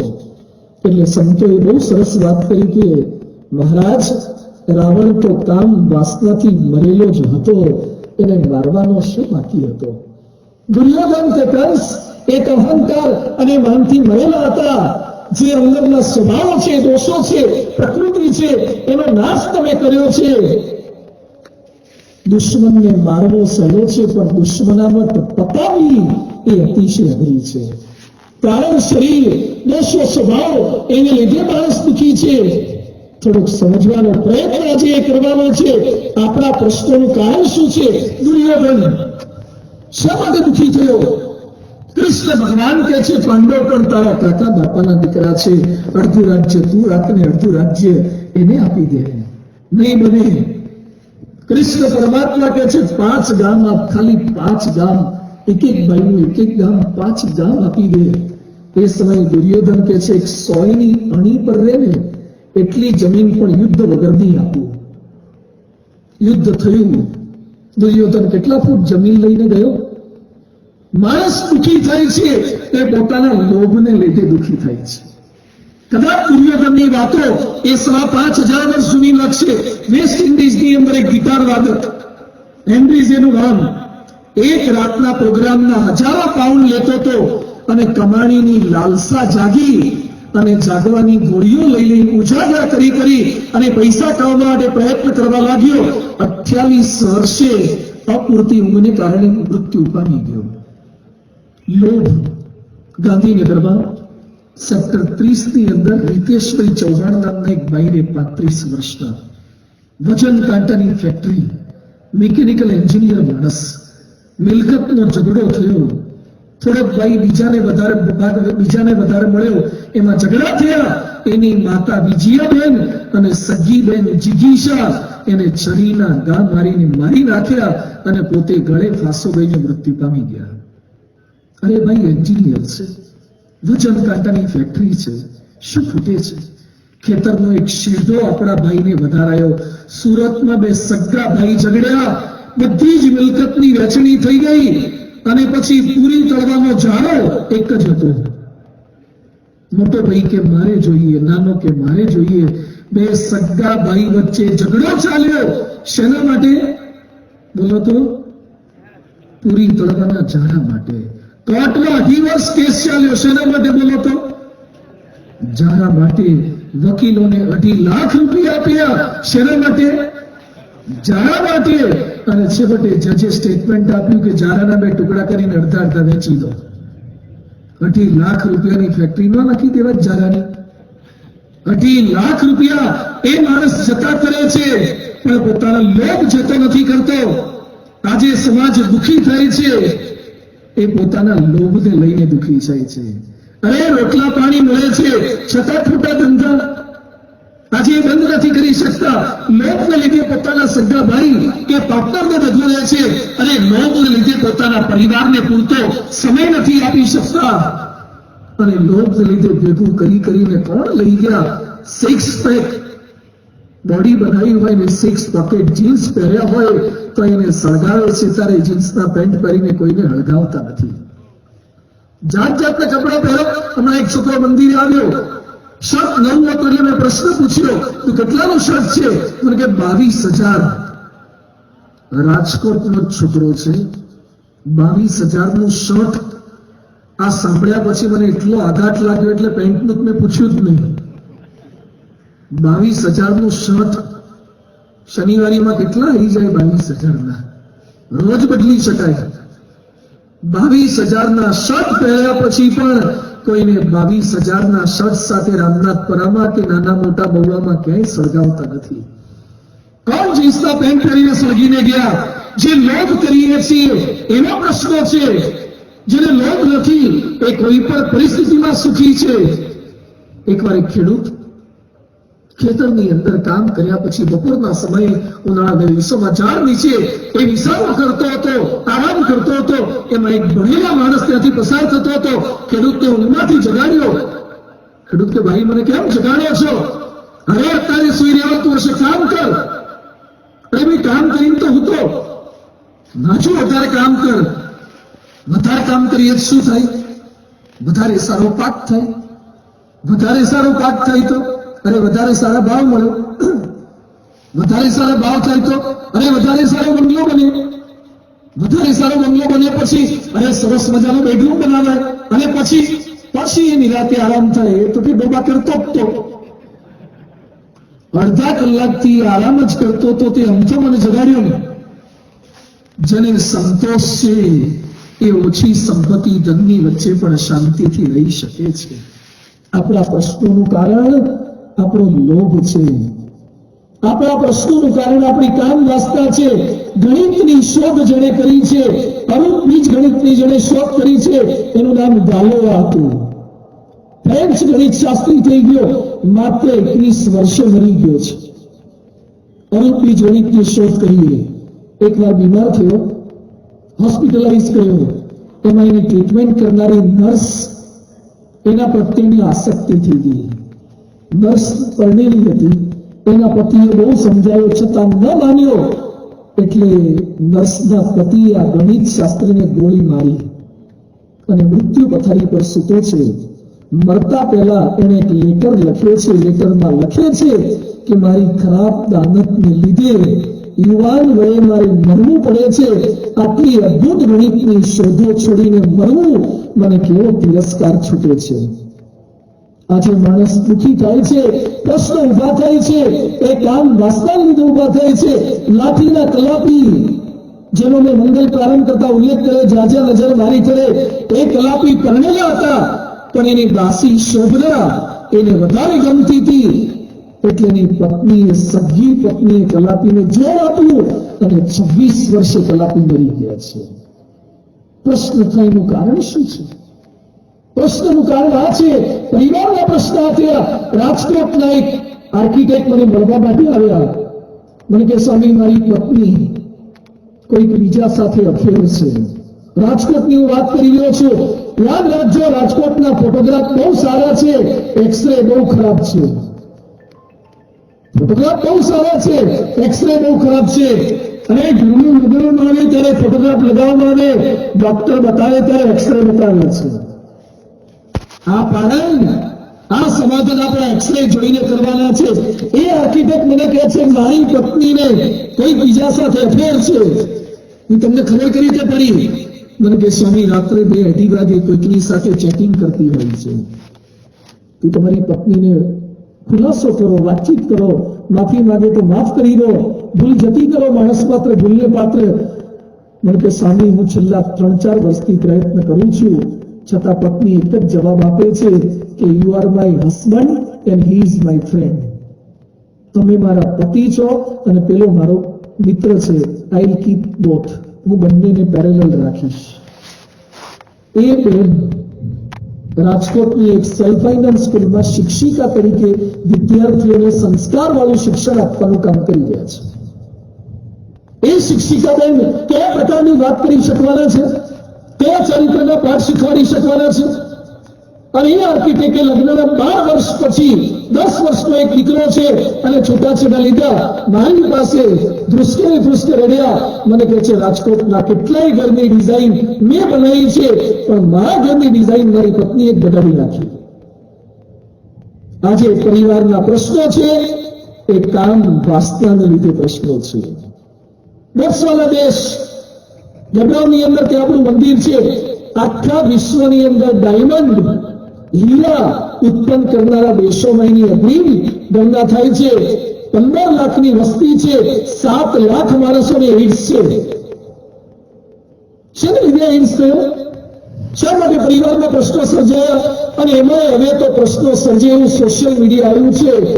પરણે લાવોને પણ પ્રશ્ન થવાના આ ફેસબુકને લીધે, આ વોટ્સએપને લીધે. ડ્યુઅલ સિમ કાર્ડ વાળા બધા થતા જાય છે. ડ્યુઅલ સિમ કાર્ડ વાળા, ડ્યુઅલ નેશનાલિટીના જેમ કાર્ડ આવે છે, ડ્યુઅલ સિમ કાર્ડ જેમ આવે છે, એમ માણસની માનસિકતા વિકૃત થતી જાય છે. એ બધાની વચ્ચે જો જીવનમાં ક્યારેય પ્રશ્ન ન કરવો હોય તો એના માટે આપણું ચારિત્ર્ય, જે સદાચાર, જે વ્યક્તિ ક્યારેય દુઃખી નથી થઈ શકતો, એના માટે ભગવાન સ્વામીને શિક્ષાપતિમાં લખે છે. અમારા પૂજ્ય ડોક્ટર સ્વામી એમ કહે છે, એક નારી સદા બ્રહ્મચારી, અને નરસિંહ દત્ત કહે છે, પરસ્ત્રી જેને માત્ર જ્યાં જ્યાં આવા સંબંધો થયા છે ત્યાં પ્રશ્ન મોડા કે વહેલા એ ઉદ્ભવ્યા છે, ઝઘડા થયા છે, ખૂન થયા છે, અને જળમાં જવાના વારા આવ્યા છે.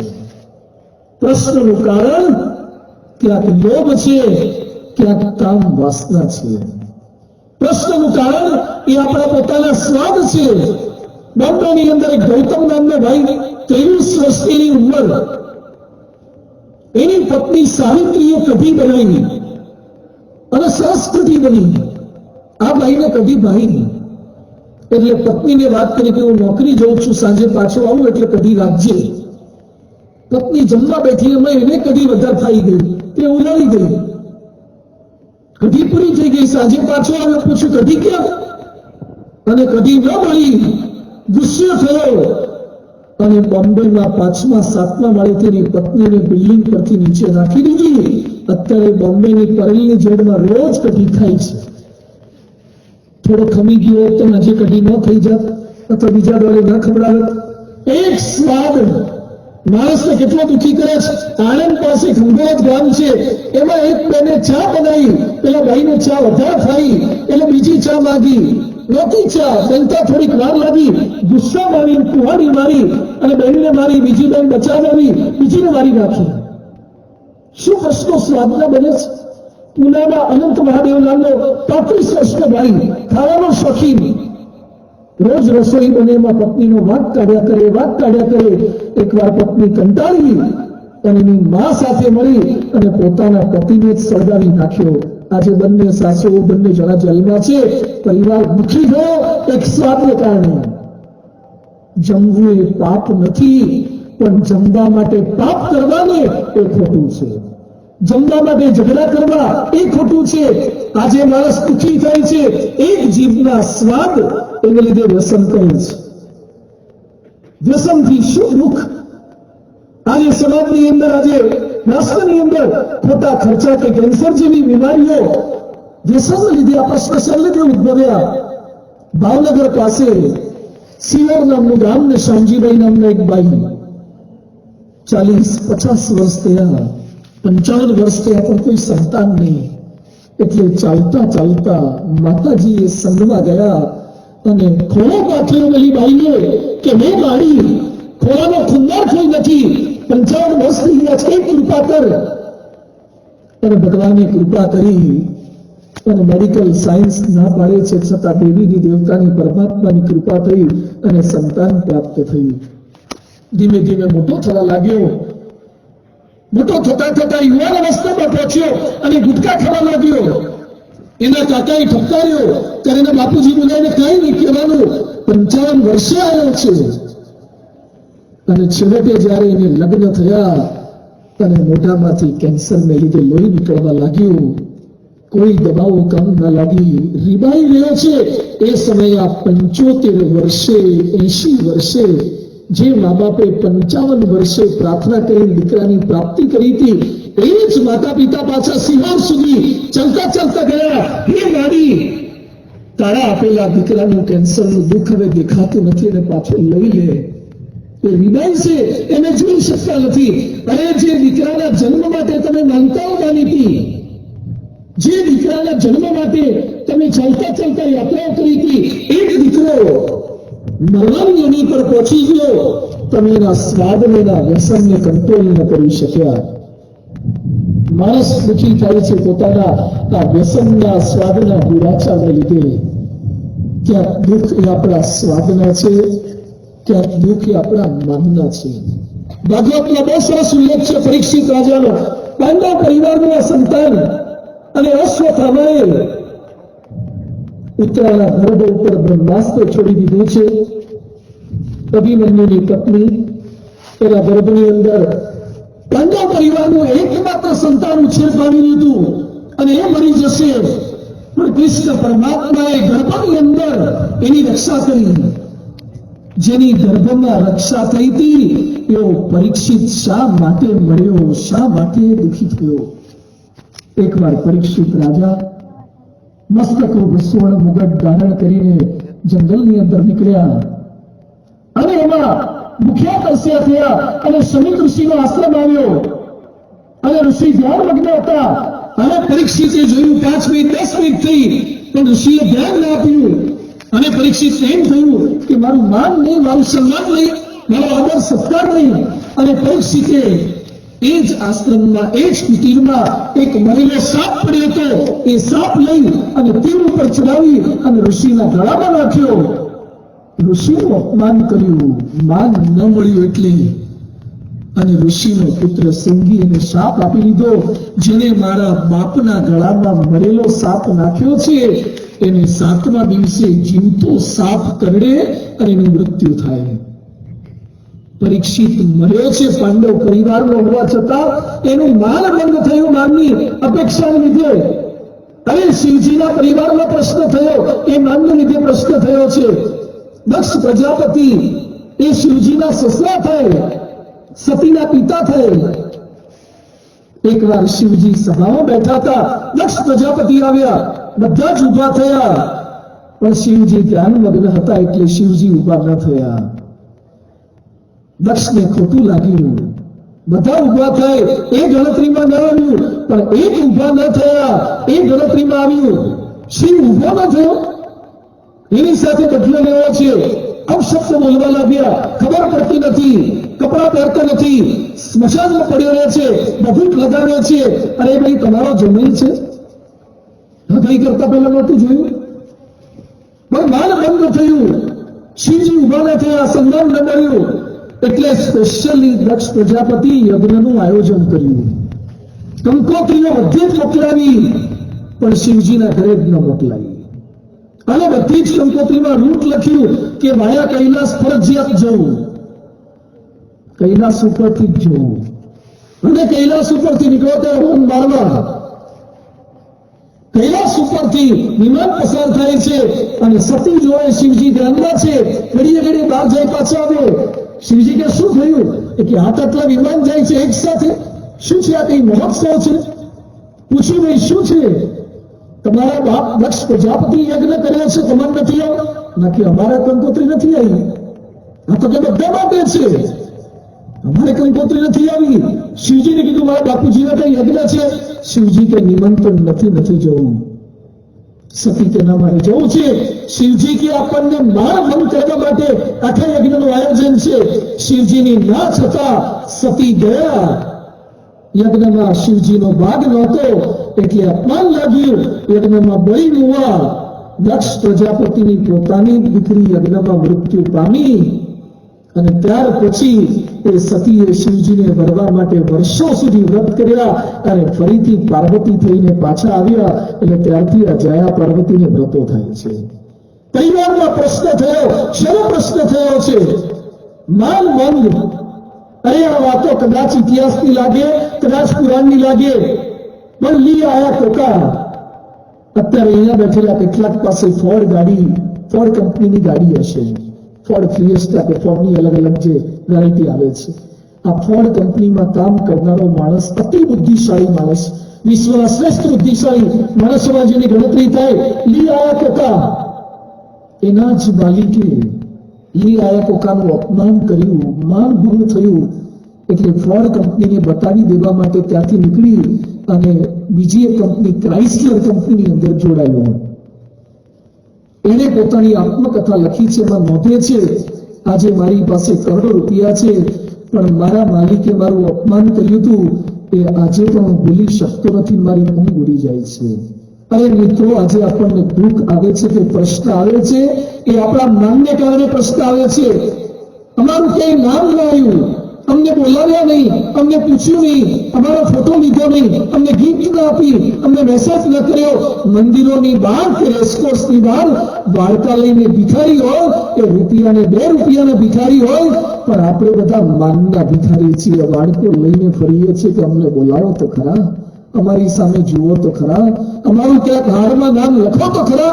માણસ માત્ર માનનો ભિખારી છે, અને જ્યાં સુધી માનની ભીખ નથી મળતી ત્યાં સુધીને ચેન નથી મળતું. જે માનથી પર થાય છે એ પ્રશ્ન માત્રાથી પર થઈ જાય છે. ભગવાન સ્વામિનારાયણનું અપમાન થયું, આણંદની અંદર ગાળ બોલ્યા, અપશબ્દો બોલ્યા, ધૂળ નાખી, છતાં ભગવાન સ્વામિનારાયણ એમ કે છે કે ઈડરીઓ ગઢ જીત્યા. અરે અપમાનની વચ્ચે પણ બોલી શકાય? પરંતુ જે પ્રમુખ સ્વામી મહારાજને બોચાસણમાં અપમાન કર્યું, ગાળો દીધી, છતાં પ્રમુખ સ્વામીજી સુઈ ગયા.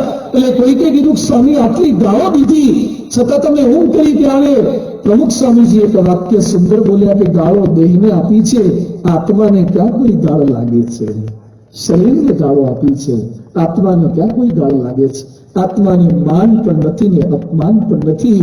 દુઃખ લાગે છે, માનના દુઃખ લાગે છે. જો થોડુંક માન ઓછું કરી નાખીએ તો કેટલાય પ્રશ્નોનું સોલ્યુશન આવી જાય છે. કેક પ્રશ્નો છે એ આપણા સ્ત્રીના પ્રશ્નો છે. હમણાં જે ભાઈ રાજકોટના જ મળવા માટે આવ્યા, રડતા હતા. શું થયું? એ કે મારા બા ગુજરી ગયા, બા મૃત્યુ પામી ગયા. એટલે માજીની ઉંમર કેટલી હતી? મને કે 86 વર્ષ. 86 વર્ષ તો કોઈ અકસ્માત ન કહેવાય, ઉંમર થઈ. મને કે ના તો હવે યાદ બહુ આવે છે, રહેવાતું નથી. એ તમારી ઈચ્છા હતી કેટલા વર્ષ રહે, કેટલા વર્ષ સુધી રાખવા છે? મને કે એમ તો કઈ થોડો સંતોષ થાય, ભલે ને રહેતા એટલે કઈ લિમિટ તો હોય ને. મને કે એમ તો કઈ ભગવાન બધાને ના રાખે. મેં કીધું ભગવાને જે કઈ નક્કી કર્યું છે ઉપાડી લેવા, એના ટાઈમે સારું છે. જેટલા મરી ગયા છે બધા જો ખરેખર જીવતા થઈ અને આપણા ઘરમાં પાછા રહે તો 2 BHK મળે એવું કે? જેટલા આગળના ગુજરી ગયેલા છે બધા જો કોઈ મરે નહીં તો એવું કે? ખરેખર પ્રશ્ન થઈ જાય એવા છે. પ્લસ કઈની ગ્રંથિ ડોક્ટર એકેસિંહ પ્રમુખ સ્વામીજીને મળવા માટે સુરતની અંદર આવ્યા. હાથમાં બેગ હતી, બેગમાંથી ફોટો કાઢ્યો અને પછી રડ્યા. ભારતની અંદર લશ્કરની અંદર ડોક્ટર તરીકે સર્વિસ કરી. મારા પરિવારમાંથી 14 સભ્ય ડોક્ટર છે, પણ મારો એકનો એક દીકરો મૃત્યુ કેમ પામી ગયો? સમાધાન, પ્રશ્નનું સમાધાન પરિવારના 14 સભ્ય ડોક્ટર હતા છતાં ન મળ્યું. અને પ્રમુખ સ્વામીજીએ વાત કરી કે આત્મા છે એ મરતો પણ નથી ને જીવતો પણ નથી, નાશ શરીરનો છે, આત્મા તો અજર અને અમર છે. એ ડોક્ટર ભગવાનમાં નહોતા માનતા. સ્વામીજીએ સમાધાન આપ્યું. પોતાના દીકરાની યાદગીરીમાં દક્ષિણની અંદર 300 બેડની કિડની હોસ્પિટલ બનાવી છે અને એમાં સ્મૃતિમાં ભગવાનનું મંદિર બનાવ્યું છે કે ભગવાન જે કંઈ કરે છે તે સારા માટે કરે છે. શાસ્ત્ર સમાધાન આપે છે, સંતો સમાધાન આપે છે. આપણા પરિવારમાં જે કંઈ પ્રશ્ન થાય છે એ પ્રશ્નનું કારણ આપણા સ્ત્રી છે, આપણી આ ગ્રંથિ છે, જેને પોતાના માની બેઠા છીએ. અહીંયા સ્વાર્થની સગાઈ છે. એક યુવક રાજકોટ હમણાં થોડાક સમય પહેલા મળ્યો. મને કે સ્વામી પ્રાર્થના કરજો. શેની પ્રાર્થના? મને કે મારા લગ્ન છે. બધું થઈ જાય. મને કે 15 દિવસ બાકી છે. કલ્યાણ જ્વેલર્સના દાગીના આવી ગયા છે, કેટરિંગ વાળાનો ઓર્ડર અપાઈ ગયો છે, પણ દાદીમાં મારા જવું કે ના જવું આંચકા મારે. 3 phase single phase, 3 phase single phase. મને કે જો ઉપડી જશે તો લગ્ન બગાડશે. એટલે પ્રાર્થના કરો તો માજી 15 દિવસ જાણી છે, વાંધો ના આવે.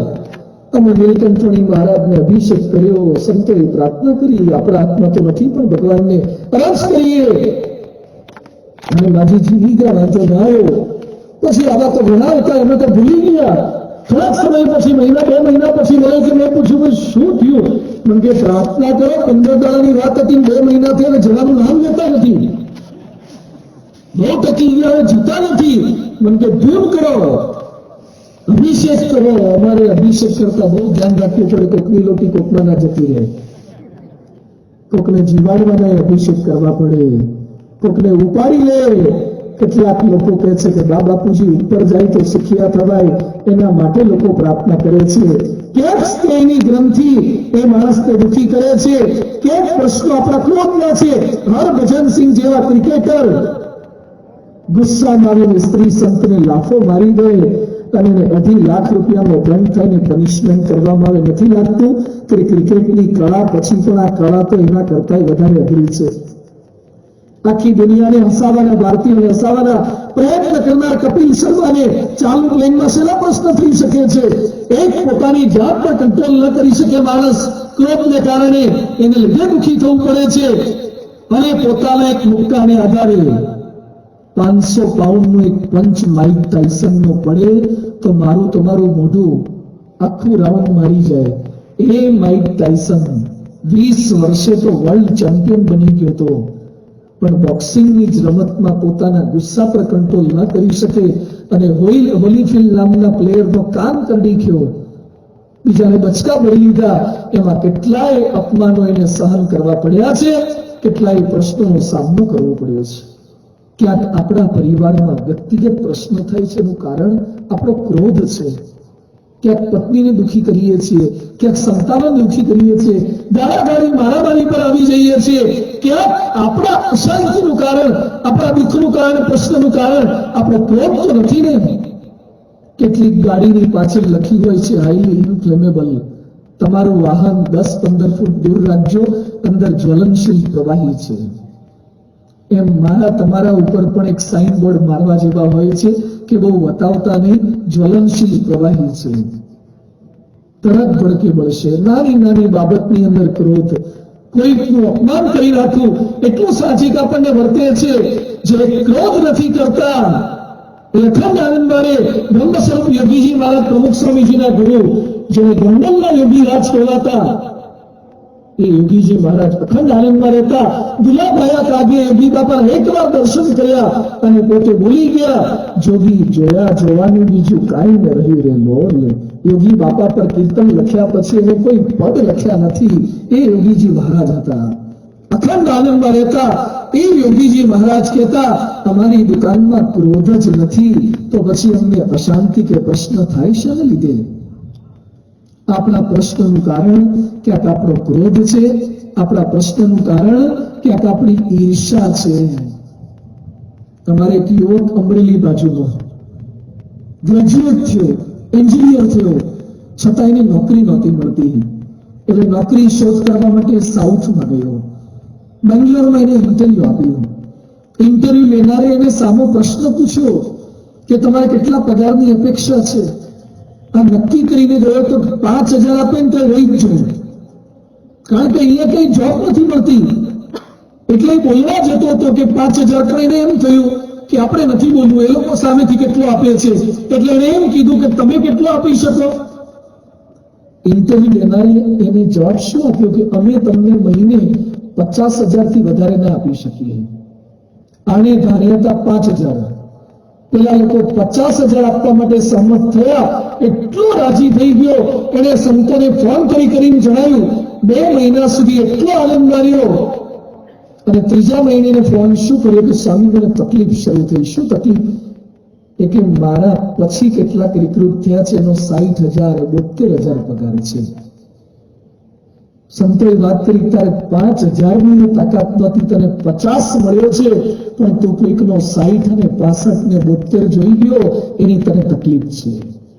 આપણે દુઃખી છીએ, આપણી પાસે સાદા મોબાઈલ છે એને લીધે નહીં, બીજા પાસે સ્માર્ટફોન છે એને લીધે દુઃખ છે. અમારા એક યુવકને સાયકલ ફેરવતો તો બાઇક નહોતું અને કોલેજમાં આવ્યો એટલે મને કે પપ્પાને કોને સ્વામી BCA એડમિશન મળ્યું છે, બાઇક લઈ આપે. એટલે મેં એના બાપુજીને રિક્વેસ્ટ કરી, મેં કીધું તમારો દીકરો કોલેજમાં આવ્યો તો બાઇક લઈ આપો. તો ફેરવ્યો છે ને અનુકૂળ હોય તો બહુ પ્રેશર તો કરાય નહીં, કારણ કે પૈસા એને કાઢવાના હતા. મને કે સ્વામી સગવડ છે ને હું લઈ આપીશ. બાઇક લઈ આપ્યું. છોકરો મંદિરે આવ્યો, કિચન ફેરવતો આવ્યો. મને કે સ્વામી પૂજન કરી દો.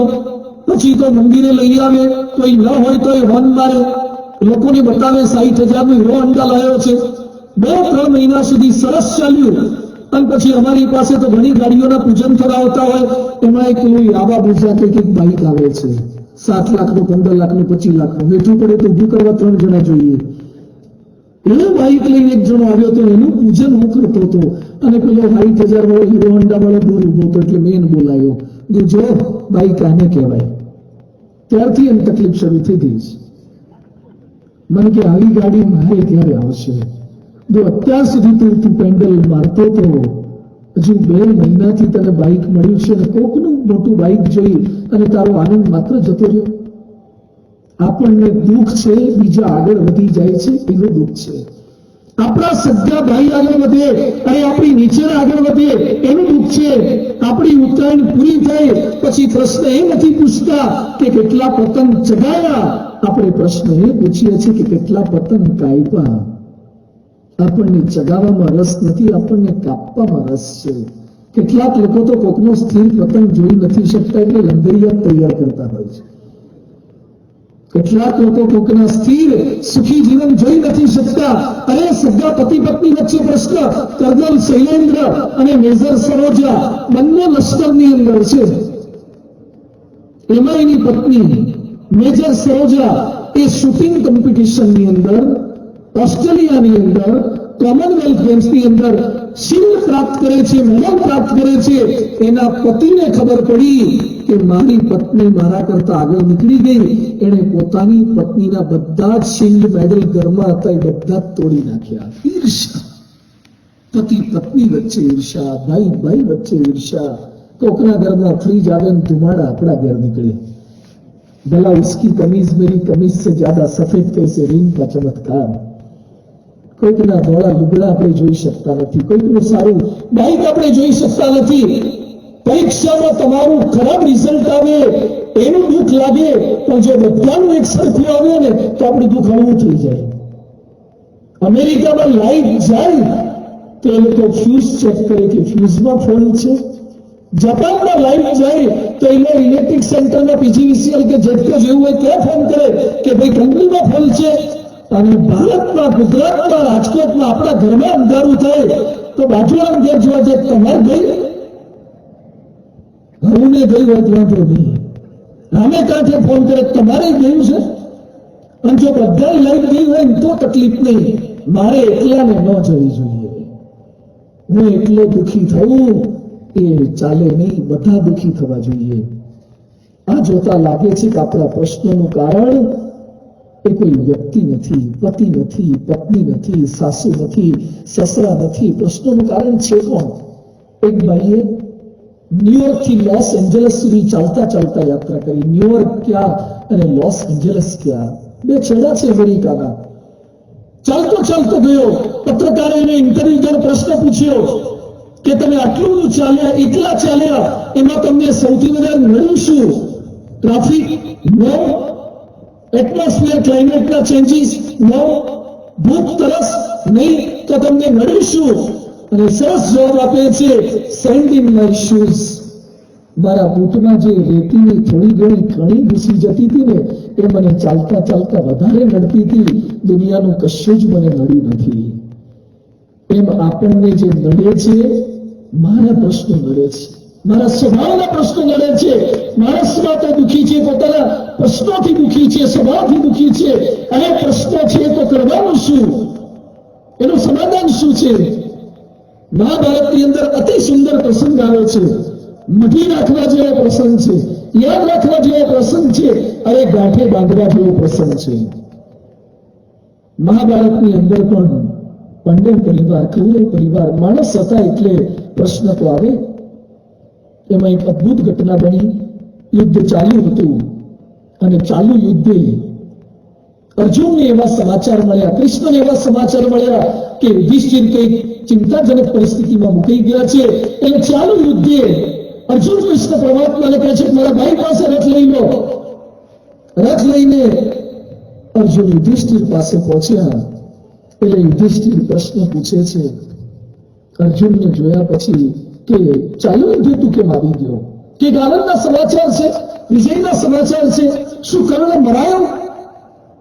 એટલે અર્જુન કે છે ભાઈ કર્ણ નથી મરાયો, આપ તકલીફમાં છે એવું મને લાગ્યું એટલે હું આપને મળવા નથી આવ્યો. તે કર્ણ નથી માર્યો અને યુદ્ધ છોડીને શા માટે આવ્યો? ધિક્કાર છે તારા ગાંડીવને, ધિક્કાર છે તારા ધનુષ્યને.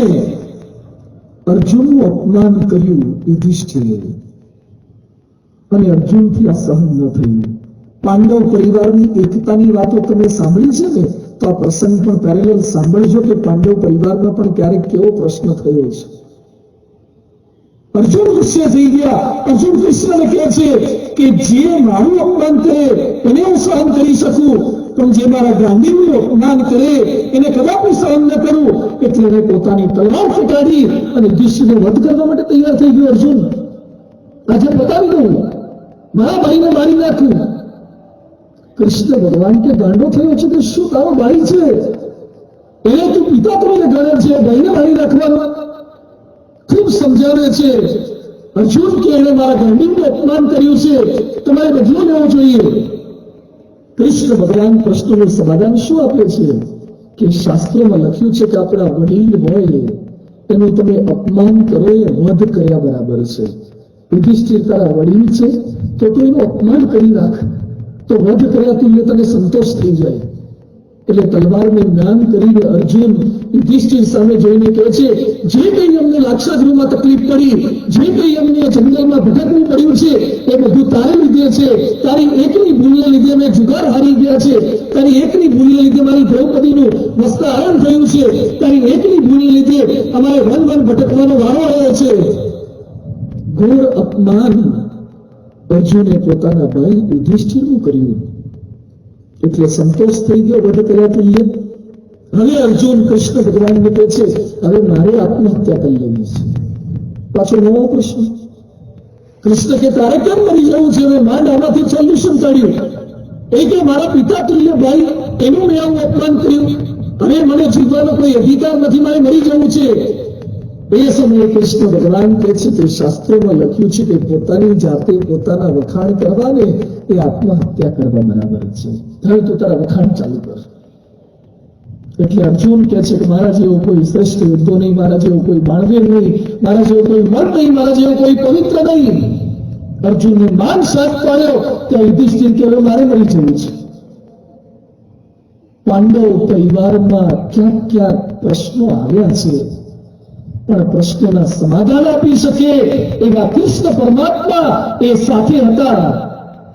આ કારણ આ માનવ ઉત્કર્ષ મહોત્સવ એ પ્રશ્નના સમાધાન આપવા માટે છે. પ્રશ્ન આવશે પણ એના સમાધાન શું આપી શકીએ? એક યુવક અમને સંતોને મળવા માટે આવ્યો. મને કે સ્વામી, મારી ભાભી હેરાન કરે છે. ભાભી હેરાન કરવામાં શું કરે?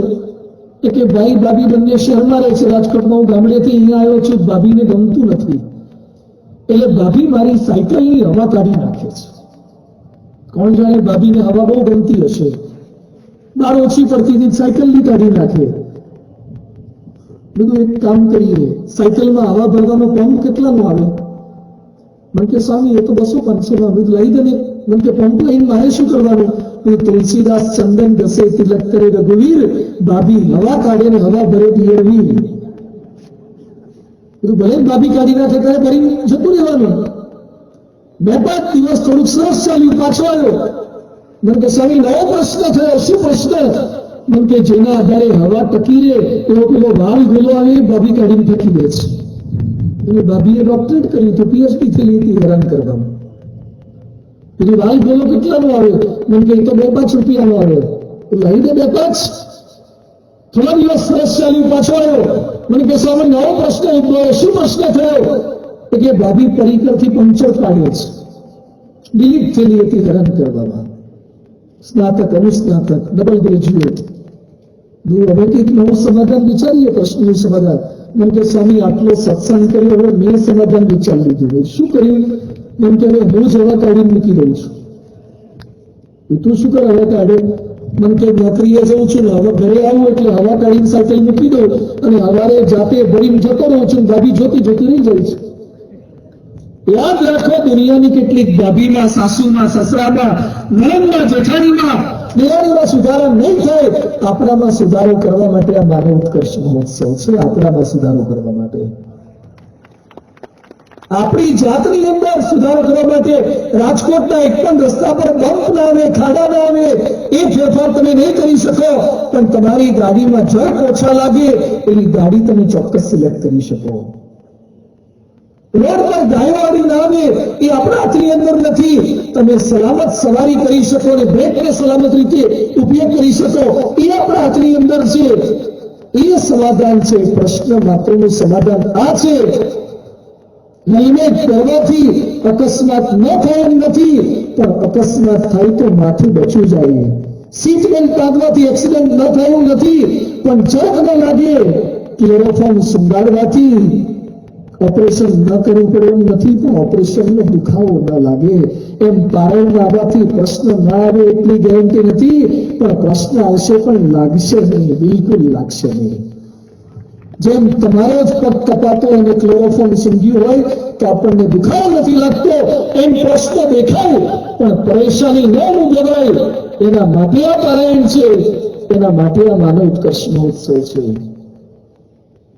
પ્રશ્નો સ્વભાવના છે, એના સમાધાન માટે સત્સંગ, ભગવાન અને સંતનું સાનિધ્ય ઉપાય છે. એના માટે સત્શાસ્ત્રનું પઠન ઉપાય છે. ગમે તેવા વિચિત્ર પ્રશ્નો કરનારા માણસો બદલાય. લક્ષ્મણ તુકારામ ગોબે નામનો માણસ બોમ્બેની અંદર ચોપાટી ઉપર દરિયા કિનારે જેટલા માણસો બેઠા હોય એને રેઝર મારે, ચાપડ મારે, ઈજાગ્રસ્ત કરે. બોમ્બેની તમામ જેલોની અંદર જઈ આવ્યો છે. છેવટે વકીલો થાકે, જજ થાકે, પણ કંટાળતો નથી. પણ જેલની અંદર જેલરે એને સત્યના પ્રયોગો ગાંધીજીની આત્મકથા વાંચવા માટે આપી. અને આ માણસ હિંસક પ્રવૃત્તિનો માણસ આ વાંચ્યા પછી થોડોક બદલાયો. એને જેલની અંદર કેદીઓને ભેગા કરીને સત્યના પ્રયોગો વાંચી ત્યાં પારાયણ શરૂ કરી. અત્યારે જે માણસ 15-20 વર્ષ જેલમાં રહીને નહોતો સુધર્યો, એક સારું પુસ્તક વાંચીને બદલાયો છે.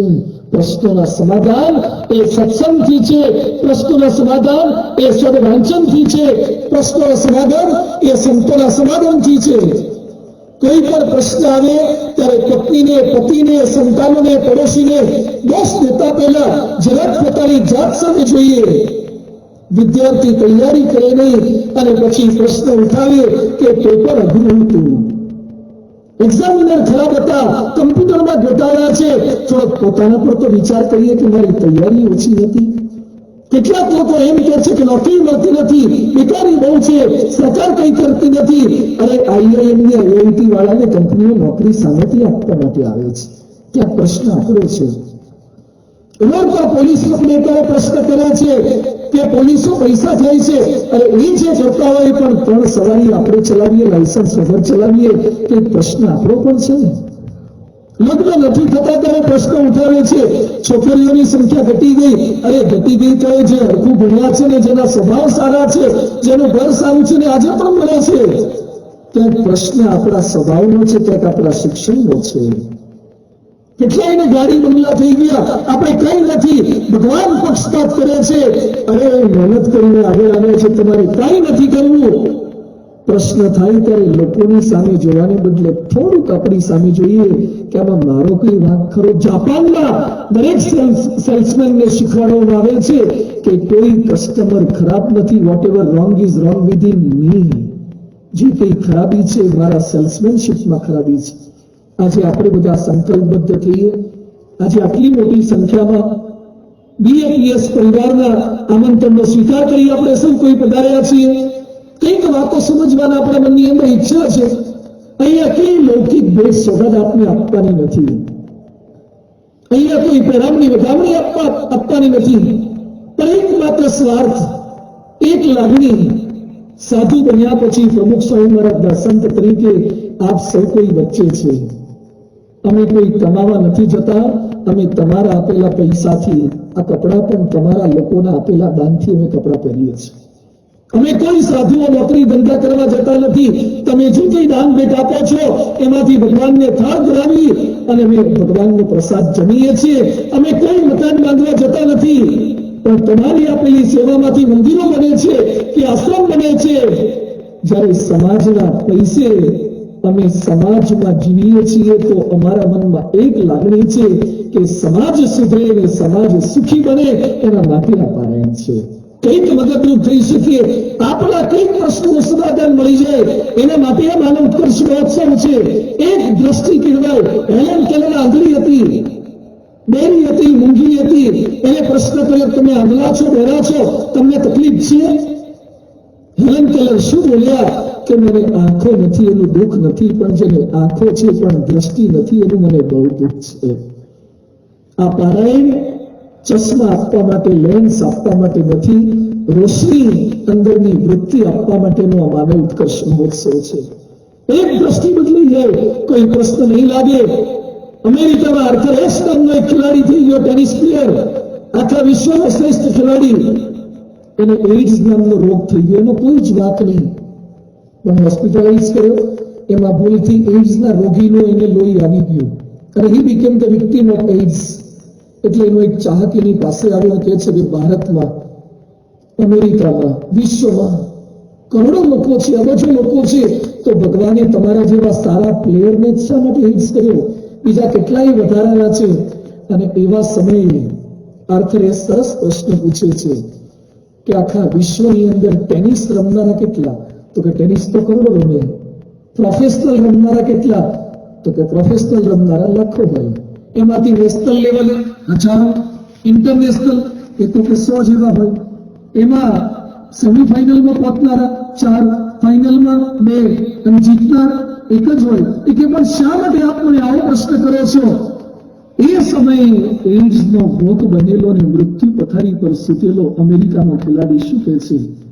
અત્યાર સુધી મને 50 વખત ગોલ્ડ મેડલ મળ્યા છે. જ્યારે મને ટીમ વતી ગોલ્ડ મેડલ પહેરાવવા માટે મહાનુભાવો આવતા હતા, ત્યારે મેં ક્યારે ભગવાનને પ્રશ્ન નથી કર્યો કે વિશ્વમાં અબજો માણસો છે, એમાંથી મને એકલાને જ કેમ સિલેક્ટ કરો છો? મને જ્યારે સુખ મળે ત્યારે હું ભગવાનને ક્યારે પ્રશ્ન નથી કરતો, તો મને દુઃખ મળે ત્યારે ભગવાનને પ્રશ્ન કરવાનો મને કોઈ અધિકાર નથી. જ્યારે સુખ મળ્યું ત્યારે ભગવાનને કોઈ પ્રશ્ન નથી કરતા, તો દુઃખ મળે ત્યારે પણ શા માટે ફરિયાદ કરીએ છીએ? એક અભિગમ બદલાઈ જાય, એક દ્રષ્ટિ બદલાઈ જાય, તો ગમે તેવા દુઃખો પ્રશ્નોની વચ્ચે આપણે સ્થિરતાથી શાંતિથી રહી શકીએ છીએ. એ માનવ ઉત્કર્ષ મહોત્સવનો આશય છે. અહીંયા બેઠેલાને પ્રશ્નો છે જ એવું આ પારાયણનો આશય નથી, ઉદ્દેશ નથી, પણ નાના મોટા કઈ પ્રશ્નોના સમાધાનો પ્રાપ્ત થાય એ થોડોક અમારો અલ્પ પ્રયત્ન છે. ન કેવળ આજનો દિવસ, પણ 7 દિવસ સુધી એ પ્રયત્ન થશે. અલગ અલગ વિષય ઉપર કેટલાકને પ્રશ્ન છે કે મહેનત કરીએ છીએ છતાં સફળતા કેમ નથી મળતી, એની વાતો પણ હું કરવાનો છું. કેટલાકની BMW એડી જોયા પછી, મર્સિડીઝ જોયા પછી લાલ પડે છે. આપણને એમ થાય છે કે આવી જ્વલન સફળતા આપણને કઈ રીતે મળી શકે, એની વાતો પણ કરવી છે. કેટલાકને પોતાના સંતાનોના પ્રશ્નો છે. બધું કંટ્રોલ કરી શક્યા, પણ પોતાના સંતાનને કંટ્રોલ નથી કરી શકતા. એ સંતાનોની વાતો પણ આપણે કરવી છે. અમે સાધુઓ કોઈ હિમાલય કે ગિરનારની ગુફાઓમાં રહેનારો નથી. અમે કોઈ અભણ બાબાઓ નથી. ભણ્યા ગયા પછી સમાજની વચ્ચે રહીએ છીએ, સમાજના પ્રશ્નોને જાણીએ છીએ, સ્કૂલો કોલેજોમાં જઈએ છીએ. એ યુવાનીની વીકનેસ અને સ્ટ્રેન્થને જાણીએ છીએ. એ પ્રશ્નોની વાતો પણ પારાયણમાં કરવી છે. અને માણસ સિંહ સાથે કામ લેતા શીખી ગયો, માછલી ઉપર સવારી કરતા શીખી ગયો, અને પોતામાં જતા શીખી ગયો, અને આકાશમાં વિમાનમાં સેટેલાઇટમાં જતા શીખી ગયો, પણ માણસ ઘરમાં માણસ સાથે રહેતા હજી શીખી શક્યો નથી. એ હ્યુમન રિલેશનની વાતો પણ આપણે આ પારાયણમાં કરવી છે. માત્ર એટલે વિષયો, પણ જે આપણા પ્રશ્ન છે, અને ભારતીય રાષ્ટ્રીયતાની વાતો, ભગવાનની શ્રદ્ધાની વાતો, સુખ શાંતિની વાતો, અલગ અલગ વિષયો પર આપણે કરવાના છીએ. આજે આટલી મોટી સંખ્યામાં પધારો, આપ સૌ કોઈનો અમે ખૂબ ખૂબ આભાર માનીએ છીએ. સતત 7 દિવસ સુધી અલગ અલગ ડ્રામા, આવતીકાલે વિશિષ્ટ ડ્રામા સંજીવની, અને સાથે આવતીકાલે ગુજરાતના મુખ્યમંત્રી માનનીય શ્રી વિજયભાઈ રૂપાણી પણ આ પારાયણ પર્વે માનવ ઉત્કર્ષ મહોત્સવમાં પધારવાના છે. અને આવતીકાલે વાતો મારે કરવી છે સફળતાની, વ્યક્તિગત સફળતાની, સામૂહિક સફળતાની, પારિવારિક સફળતાની. જેને પ્રશ્ન છે કે હું નિષ્ફળ કેમ જઉં છું, શા માટે નોકરીમાં નિષ્ફળ, ધંધામાં નિષ્ફળ, કેમ વિજય આગળ નીકળે છે, અને મને સફળતા કેમ નથી પ્રાપ્ત થતી, ખૂબ મોટી સંખ્યામાં આપણે આવ્યા છે, પણ છેલ્લી એક અરજ, થોડીક ક્ષણો, છેલ્લી એક અરજ બધાને વિનંતી છે કે અલગ અલગ પ્રકારના શ્રોતાઓ હોય છે ને, કેટલાક કાગડા જેવા ને કેટલાક કૂતરા જેવા. કૂતરો પોતાને કંઈ પણ મળે તો ખાવું હોય એટલું પોતે ખાય અને બાકીનું ખાડો કરીને ઢાંકી દે, બીજા કૂતરાઓને જાણ પણ ન કરે કે આપણી પાસે એક્સેસ ફૂડ આટલું પડ્યું છે. પણ કાગડો પોતાને મળ્યું હોય એટલું થોડું ખાય અને બાકીનું કાકા કરી અને અનેક કાગડા સુધી પહોંચાડે છે. આ બધાને મારી એક સાધુ તરીકે, એક સંત તરીકે એક અરજ છે, એક વિનંતી છે. જો આપણા રાજકોટના નાગરિકોને સદાચારી, સંપીના, સંસ્કારી બનાવવા હોય તો થોડીક એક દયા આપ બધા કરજો. સાથે મળીને આવતીકાલે આવીએ ત્યાં સુધીમાં કાગડા બનીને થોડું કા કા કા કરજો. આપના સગાવાલા અને મિત્રો સુધી આ વાત પહોંચે એના માટે. આપણા લોકો સુધી, આપણા ભારતીય લોકો શું કરી શકીએ?